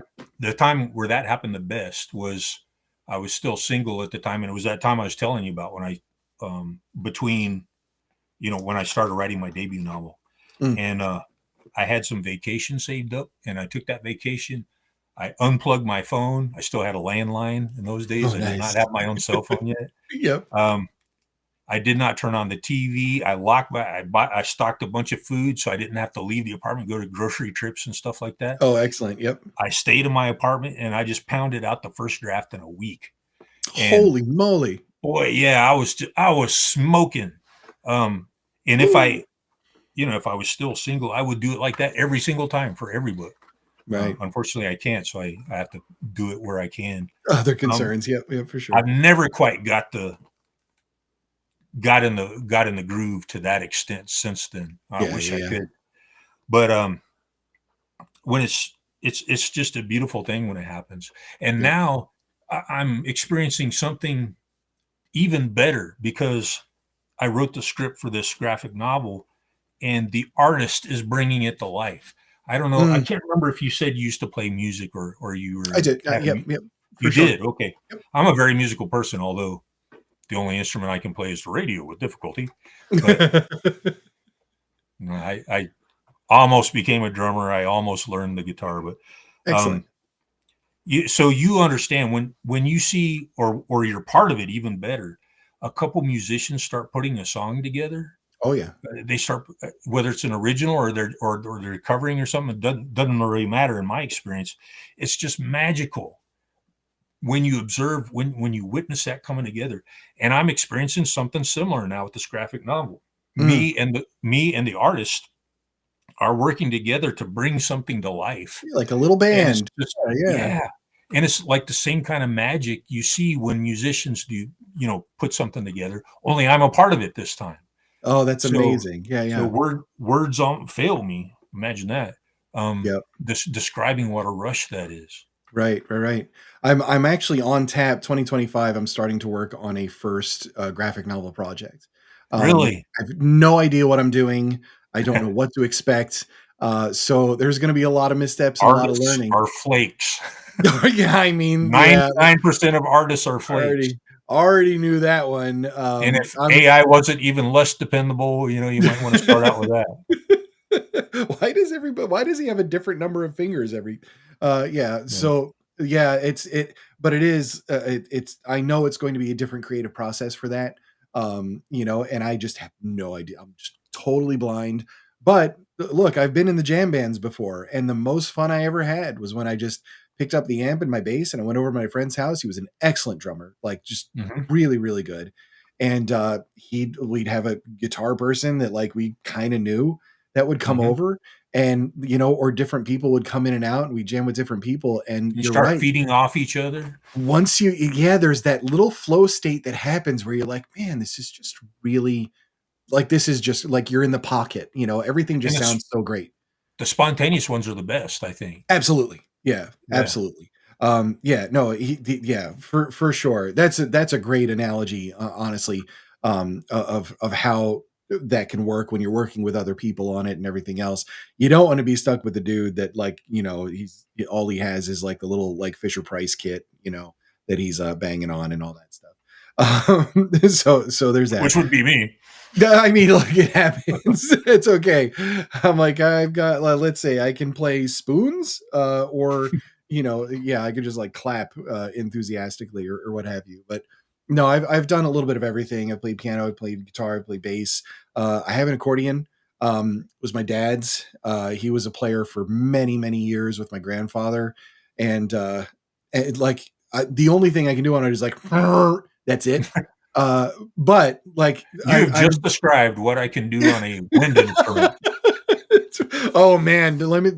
We're not going to get into my time on a clarinet, but the only thing I really want to learn on the accordion is just to do da da da da da da. That's it, right? Well, that Because would be like perfect for your show. I can do it for the show. Every time I enter a room, I da da da da da. Here he is, that kind of thing. So yeah, there's some comedy to be had. I'm like Weird Al is an inspiration for sure. Or So also, I don't know if they use the accordion to do it, but I've got it. that would I be one for you too. there Excellent. it is. Excellent. I need to So, put that on my smartphone so I can play it yep. at random Um, moments throughout the day. there are certain people that I would assign that to as their ringtone. Yeah, and there was one person that I had. I will say before we get into some of the fun stuff, there was one person that I had that I was. He was a martial arts instructor of mine before I ended up going on my own. I have my own school and my own martial arts career and all that. And everything was always a problem with him. Always moving to a different school because he didn't pay rent. There was like there was always just like an issue which of the moms at the class he was dating at the time, and like all of that kind of drama. And his ringtone, I kid you not, was this every time because I That's knew, and Johnny Quest, isn't it? I'm like, oh, here he is again. Like, and I knew it was drama, no matter what, because he never called me just to say hi. It was always so class is closed because I set fire to the dojo, like something like that. So anyway, I want to get in a little bit of pitch storm with you. We dove into tons of topics, and your creative process is really fascinating. And so, how about some just random prompts, and let's see if we can work a story out of you on one of these things, right? Okay. And have a good time with it. The weirder it is, the better, honestly. So I'm gonna go I ahead can do and weird. that's you're in the right place, sir. So I'm gonna go ahead and bounce the chat from right there, and let's bring up our pitch storm wheel. Boom! There we go. All right. So let me give the official intro to this thing, and then we'll go ahead and have some fun with it. So here we go. Boom. Next up, we're gonna play some Pitch Storm. This little exercise provides us a live, real-time look into our guest's brain. This is a fully random event, all about creation in real time, neurons firing and the like. I want you to be able to witness the magical moment when the spark of an idea manifests into something awesome and interesting in our physical world. Guests are given a random character, random plot, and must pitch these two things as a story, detailed as their heart desires. Once the 30-second pitch is expired, there are 2 rounds, each with a unique twist, where the story gets repitched. Audience heckling is mandatory. And as a lifeline, I get you 2 mulligans. So if we do a spin and you're like, yeah, there's no way in hell I'm doing that in a story, which is fine. Last time out, we had something that involved the human centipede. So like you can say no. And so here's how I have it broken out. I've got characters, I've got plots. The notes are for me just to screw with you. So in terms of characters, everything is fully randomized. It's 2 wheels because 1 wheel makes the app break. So I'll give you the illusion of choice. Characters A or characters B? All right. Let's go with B. Let's go with B. All right. So the first character we're working with on your initial pitch, we're gonna go with a little girl and her dog. Fair enough. Okay. Plots A or plots B? Let's do B again. B again. All right. Let's run down the B list. Do. And with our B here, we're going to go tries to take down a top flute player in their church band. I mean, you ready to run with it? Okay. You do want to respin? I get 2 mulligans. You get 2 mulligans. How many rounds are we going to go through? We're just going to do 2 rounds. Yeah, on the let's give me a mulligan on that second one. On this, okay, on the plot, yep. Yeah. Let's keep it as a B, and we'll see. It's random anyway, so. All right, little girl and her dog joins the army to save their aging father in medieval China. Okay. Right? All right, we'll run with that one. When you hear the sound, that means the 30 seconds are up and you can breathe, and there's no more pressure. It goes by pretty quick. So go ahead, show me what you got in terms of a story, and you don't have to get to the ending. We're going to do that later. So let's give it a start. The little girl and her dog joins the army to save an aging father in medieval China, and go. So it turns out the dog is actually Melvin the Wonder Dog, nice. Who can speak and communicate telepathically. So they go through their boot camp, and while he's there, he's observing what's happening on the parade ground. And he figures out the strategy to use with Han battle formations. And no one knows that he's actually giving these secrets to the girl. So she rises to the rank of Kakan, or what do they call it in China? Doesn't matter. General, over the years. And the problem is her dog gets tired of her taking all the credit. Oh, nice. That's actually a perfect place to cut that right there. Oh. All right, so let's throw in a wrinkle to this, and we're gonna have 2 wrinkles for it. Our first wrinkle, it's just imagine you're pitching the movie and I'm the meddling producer that says, what if every character was a circus performer? So how can we work that one in? And again, 30 seconds, and let's think it through, think it out. All right, so circus performer, that's kind of wide open. So she would stack the elephants at the front of her phalanx or her battle formation, and they would plow through the enemy line and make an opening for the clowns to go in next, circle around behind them, hit them from the flank with what are those, the squirting flowers and the, of course, they're squirting poison through the flowers. So that would have to be that. And what are those other things, the horns that like spray confetti on them or something? Yeah, for sure. Or crazy string. And she would surround, while they're trying to fight their way out of the crazy string, then in comes the trained monkeys. Okay. Slapping foreheads with the hand buzzer. Yeah, that sort of thing. I get it. I'm right there with you. Let's add one more wrinkle, and let's with this one bring it home to a conclusion. Right? Give me an ending on it. The only thing is we've got to I think work in I've one painted more. myself into a corner. Let's add a giant psychic squid. Oh, the attack of the giant squid is finally All here. right, all right, here we go. And bring it home for me. What's the resolution? Go So ahead. I told you that the dog was getting irritated with her, that she was taking all the credit for this. So so the dog convinces her to invade Japan, and while their fleet is crossing the strait from China to Japan, the giant squid attacks. Nice. I don't know where to go from here. I think I painted myself into a corner. Well, give me an ending. Is it defeated? Is it defeat or victory for her and the dog? The little girl is defeated, swallowed, eaten by the giant squid, and the dog takes his rightful place as the general of the the Han Dynasty army. There you go. Bravo, sir. I mean, look, if there's a story with an army of clowns and a psychic squid, I'm reading it. So I'd say I kudos. could have used those clowns more effectively. I'm really disappointing myself. It's a little bit. I could have done something really good with those clowns, but Let's do another. Let's do one more round, right? Let's do one more round, see where it goes. We'll give you the A wheels on this one. okay. Let's go. Let's see. For a character, we'll do. Who do we got? We've got a brilliant young woman trapped in a backwater town. All Okay. right.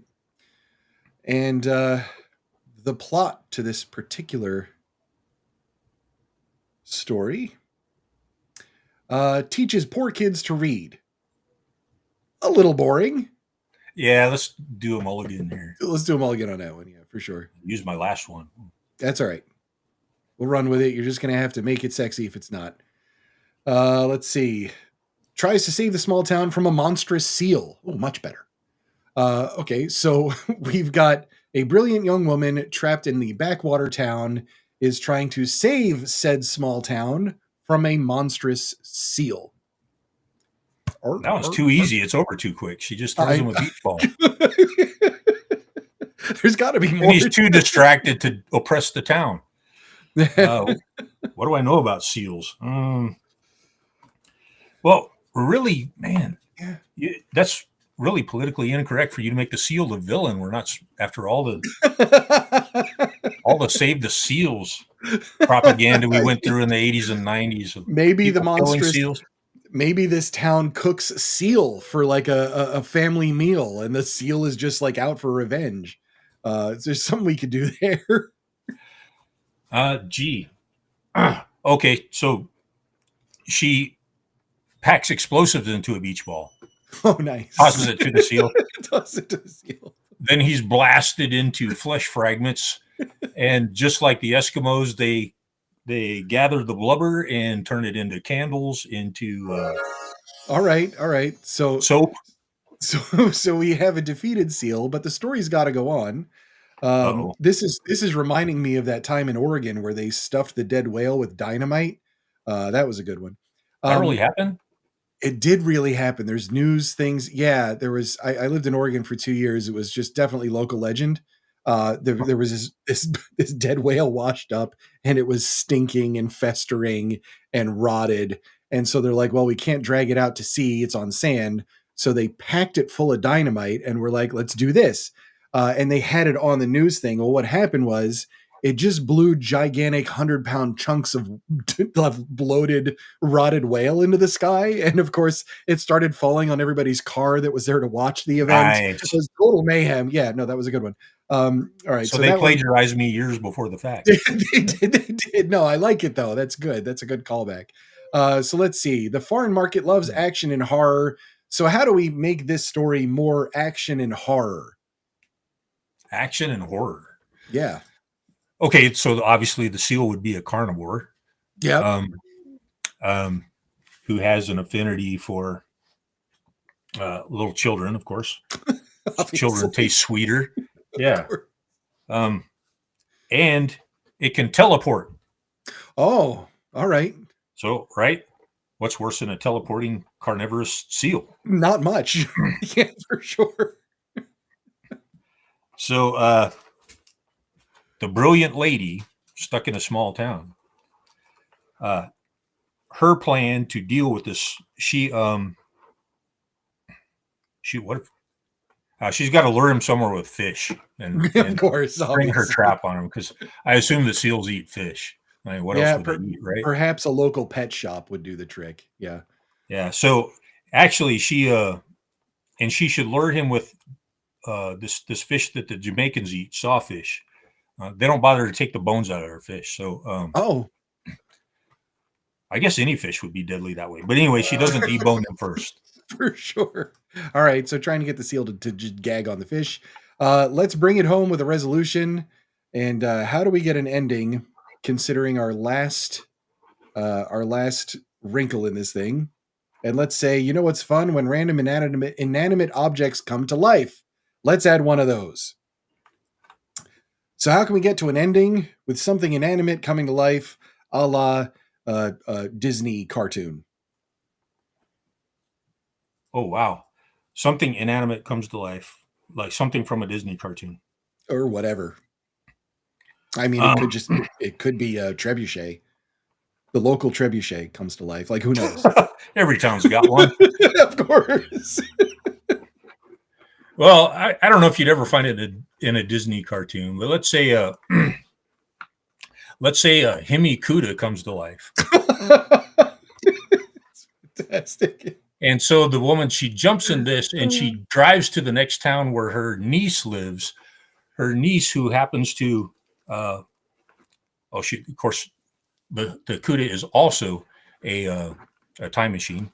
She goes back to Han Dynasty China and picks up her long lost great grandmother, Oh, who knows the secrets of Han battle tactics, and she sends an army of clowns in to I surround the knew seal it. There's the callback. and cover it with crazy string to the point that the seal suffocates.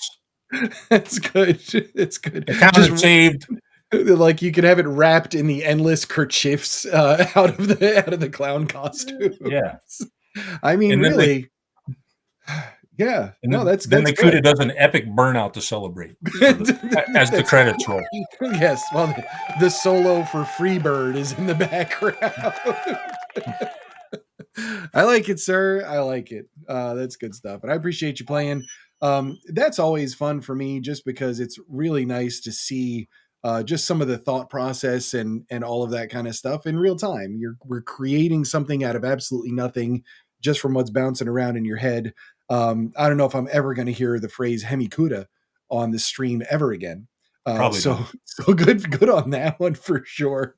Or the town trebuchet. That's also a good one too.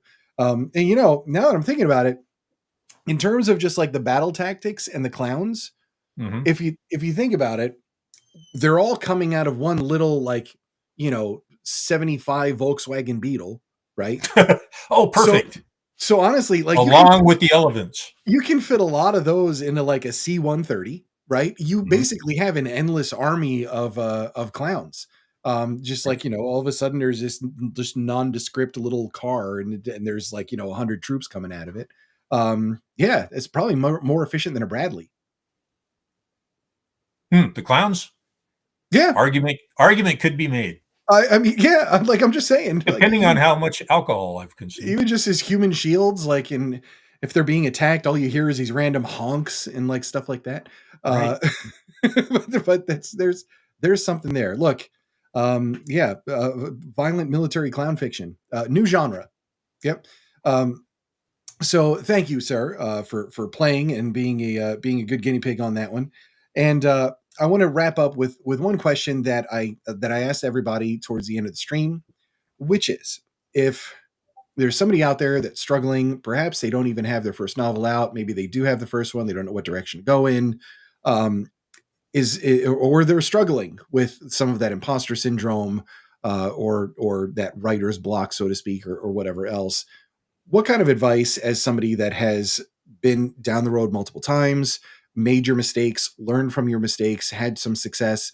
What advice do you give that person that's struggling right now as your typical tortured author out there? Well, I'm going to paraphrase somebody that had a really savvy comment on this, and that is, if you can quit, quit and do something else. Mm. If you cannot quit, then you're probably a writer. And then what you need to do, if you have and people who are going to be a writer, um, they've been reading a lot. They're prolific readers to begin with. Right. So um, that's probably already been done. Hmm. What I would do. What stage are they at? They're just trying to break in and not having any luck. Yeah, it's that typical, like, they've got, maybe they have a book out or they have 2 books out. It's hard to get traction. They have just a handful of Oh, they're reviews. already published. Yeah, maybe like Okay. self-publish, whatever, and it's like, how do I get my stuff out there? How do I have more output? How do I get over my own bullshit, basically? Well, unfortunately, um, the people who succeed in writing are usually great marketers and are not such great writers. Mm, The marketing part, unfortunately, is more important than the writing the good story part. So yeah. I'm not going to tell anybody to put junk out there and market it. So perfect your craft Yeah. and do that. The way you do that, the fastest way to do that is share your work. So if you've Yeah. already got a couple novels out there, that's good. Learn from your mistakes. Learn how to take criticism. Learn that, but keep looking at, especially like all the fiction out there now. Start reading that stuff. There's a lot of garbage out there, and you can learn from the garbage. Learn Right. what not to do, and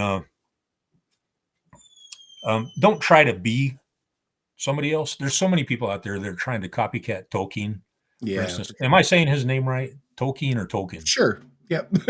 Um, there's so many people trying to be like him, and that's been done before, and it's been done to death. You throw a rock in the book business, and you'll hit somebody who's trying to be Tolkien. Yeah, for sure. Um, don't try to be him or whoever else your idol is. Uh, if you've got something to say, it's probably already inside you. Mm, Concentrate on how to say that. yeah. Um, and not that my way is the best way or anything, but right from experience. If you have experiences cataloged in your mind, um, you can polish those up, and when you do that, it comes off as more real. That'll Mm, teach you how to write dialogue that's not cringe. yep. Um, it'll teach you how to write action. What's possible, what's not possible, what's too cartoonish for this. Yeah. Yeah. What are people actually capable of? And I would this is a personal pet peeve, but um, don't write stupid protagonists. That's one of the Right. things that'll make me quit reading right away. Right. Uh, a stupid protagonist makes stupid mistakes. Of course, we don't want the girl boss thing where they come out of the womb being the world's leading expert on every subject known to man, Right. Right. For much like sure. the millennials. Um, so they should be fallible. They should be capable of making mistakes, but Yeah. but just some of the idiotic stuff I see out there, they don't make them so stupid that the reader cannot admire them a little bit. So we Right. should not only be able to relate to them, but we should be able to admire them. And speaking of characters, I think that's the most important. That's probably one of the most important elements if you want people to Mm. like your story. But this is more for people who are, yeah, I keep going back to craft. I'm sorry for that. And it's No, more it's about the okay. marketing.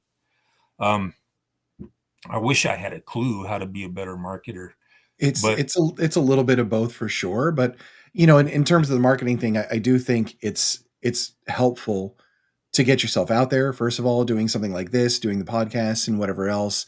I try to approach this one differently because my goal is to get people to know you as a person. yeah. Because what Well, I found is that people will support you because you're you. They're not going to support you just because you can talk about your world building because most things have been done before. So like we want to Yeah. support the cool people.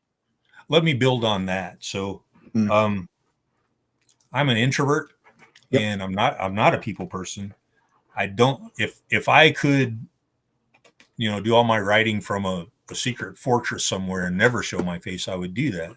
Yeah. But today, especially the climate, the way the situation is now in any kind of creative industry, can't do that.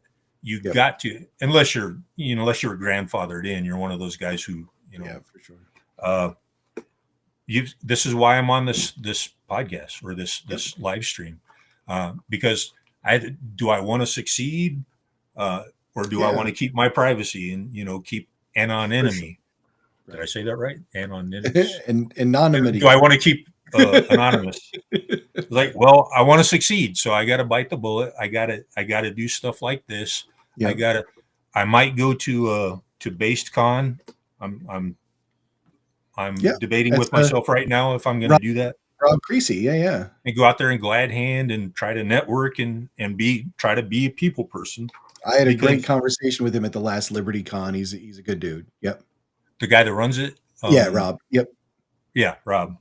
Um, I don't know him. I think I reviewed one of his books, but that's the extent of it. Yep. Yeah, But yeah. so that's really, and I think most writers struggle with that, with Mhm. being extroverted, with Yeah. selling themselves, getting out there and just chatting and BSing with people, and you've got to find a way to do that. Mhm. And it can be intimidating, it can be challenging, it can be Yeah. like give me those scenarios. I'm supposed to come up with a story about uh, a pox on you. Oh, it's just fun. Not Yeah, really. of It course. was fun. Yeah, Um, that's really what it is. You got to get out of your comfort zone if you're an introvert, absolutely. and just make the connections. Um, Yep. I did not want to. I don't even want to show my face. I don't want people to know what I look like. But that's Right. one of the changes. I decided, you know what? I'm going to put a picture of me up on my Amazon Yeah, profile, and for while I'm sure. at it, I'm going to put that on X, and I'm going to put that on Gab, and I'm going to put that Yep. on Substack. Because apparently that's important to people. They want to have a face associated with whatever book they're buying.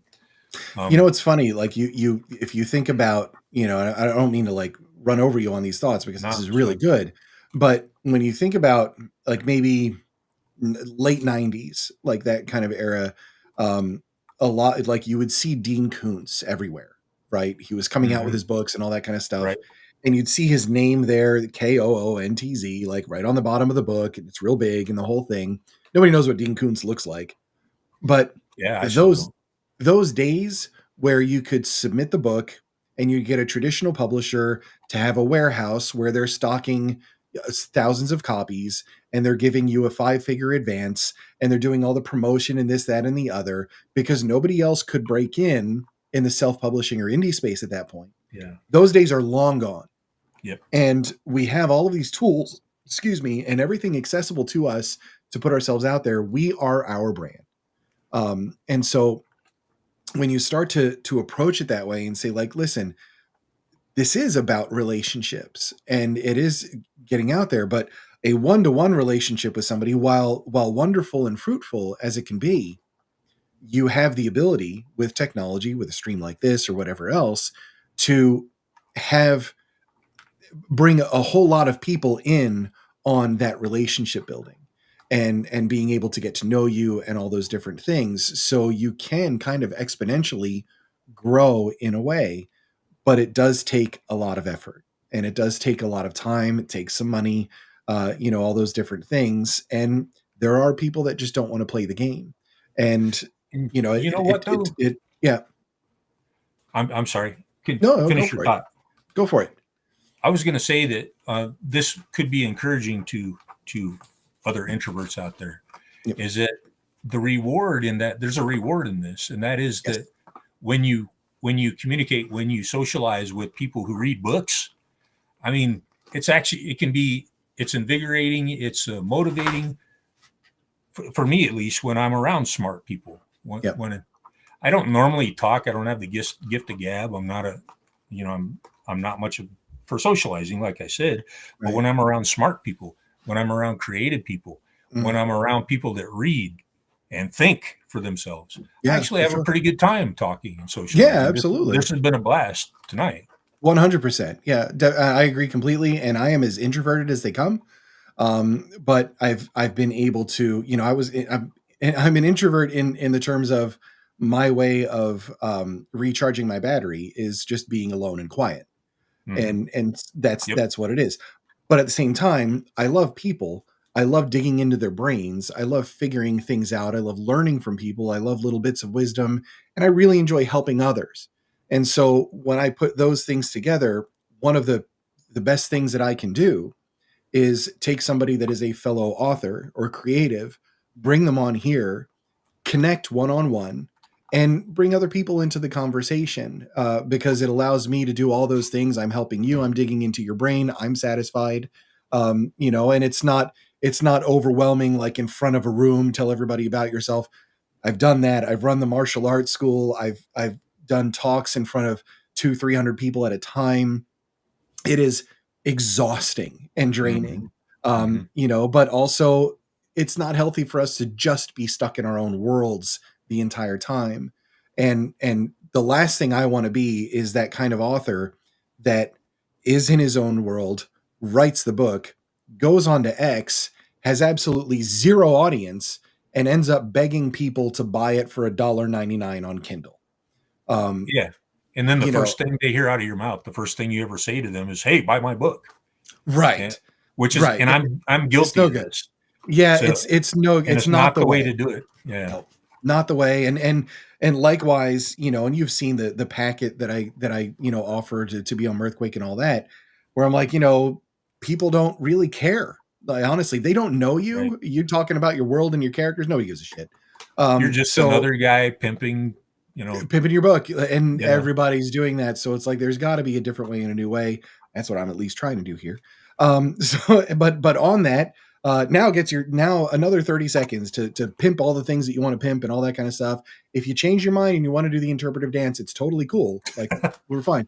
But let's wrap You it would up and lose just all your subscribers if I did that. let's wrap it up and just remind everybody where they can find you and all the things and all that kind of stuff. Go for it. Okay, again, Henry Brown. My handle on most social media is Machine Trooper. Mhm. No one else has that title that I know of, so pretty easy to find. I'm on Substack. I'm on X. I don't hang out on X much, so you have better luck on Substack. And then I used to be on Gab a lot, but not so much anymore. My books are all on anywhere you can buy online books, ebooks. You'll find them. Okay. All my books are available digital, but the paperbacks, you might as well go to Amazon uh, Hmm. to buy them there because they'll be a little bit cheaper. Uh, Look for in my company and my blog is called Virtual Pulp, and I Okay. blog there occasionally, and I have a blog partner who's been reviewing a lot of stuff lately. Hmm. You can also find links there to my Substack and things of that nature. I'm going to be launching a crowdfund for this graphic novel I talked about Nice. Oh, this excellent. year. So if you're interested, if you like comic books and stuff, follow me somewhere, and I'll let you know when that's ready to go. And I really hope you take a look at it. I think it's going to be a great book that a lot of people are going to enjoy. And it's not your father's cape comic. Right. Do me a favor. Make sure when you're ready to do that launch on our Mirthquake Discord, put it in the promote me section. Oh, cool. Yeah. Yeah, like definitely post it up in there because I will absolutely join in on that one for you. For sure. And like I said, I'm here for you guys. I'm here for my fellow authors, and so you need me to amplify or anything like that. All you got to do is ask. I'll do everything I can to try and get the mmessage out for you. And by the Um, way, David, I really appreciate it. I'm sure all the other authors appreciate what you're doing too. Oh, for sure. This fills my cup. So I'm going to say that I'm being selfish about it by helping other people because I just get a great deal of enjoyment, and I've made wonderful friends and great peers. I really wish the world was smaller so I could just hang out with everybody in person. But for now, this is what we got until we're all famous and in a con together. Right. So there's that. Yeah, Well, I'm going to wrap it up right here. Henry, stick with me, and I'll talk to you in the green room for just a couple minutes right that's afterwards. fine. Yep, and yep, thank you for that again. I'm just going to throw that reminder up. Look, it's a good idea if you're watching, just like hit the like button on it. Maybe throw down a comment if you can remember to do so. That's all wonderful. The engagement really helps. As always, pass the show around, share the links and that kind of thing, because rising tide lifts all boats, and we're in a canoe and it's on fire. And I'm just trying to get up there. So here we go. And folks, thank you for tuning in and spending some time with us tonight. Special thanks to Henry for being a great sport and a wonderful guest. Highly encourage you to check out all of his work and keep an eye on the Discord for when he's launching the crowdfunding. Links to all the things are in the description of the video on YouTube. If you would be interested in being part of the MIRTHquake community and a guest on the show, it is super easy. Head over to mirthquake.show for all the details, and hopefully soon we'll be prying open your brain and throwing it out on the internet for everyone to see. Splayed out with killer clowns and all sorts of fun stuff. Henry, thank you again. And to everybody in the chat, really appreciate you guys hanging out with us tonight. Yeah, thank you all for coming. Sticking around and joining in. It's just really wonderful. We've got a really nice community building. And I hit the quarter pole. 25th episode is now in the books. I'm not stopping this. I'm committed. I've invested in this. So I'm just going to keep going until we can really, really make some noise for all of us indies out there. So once again, thanks everybody, and have a great night.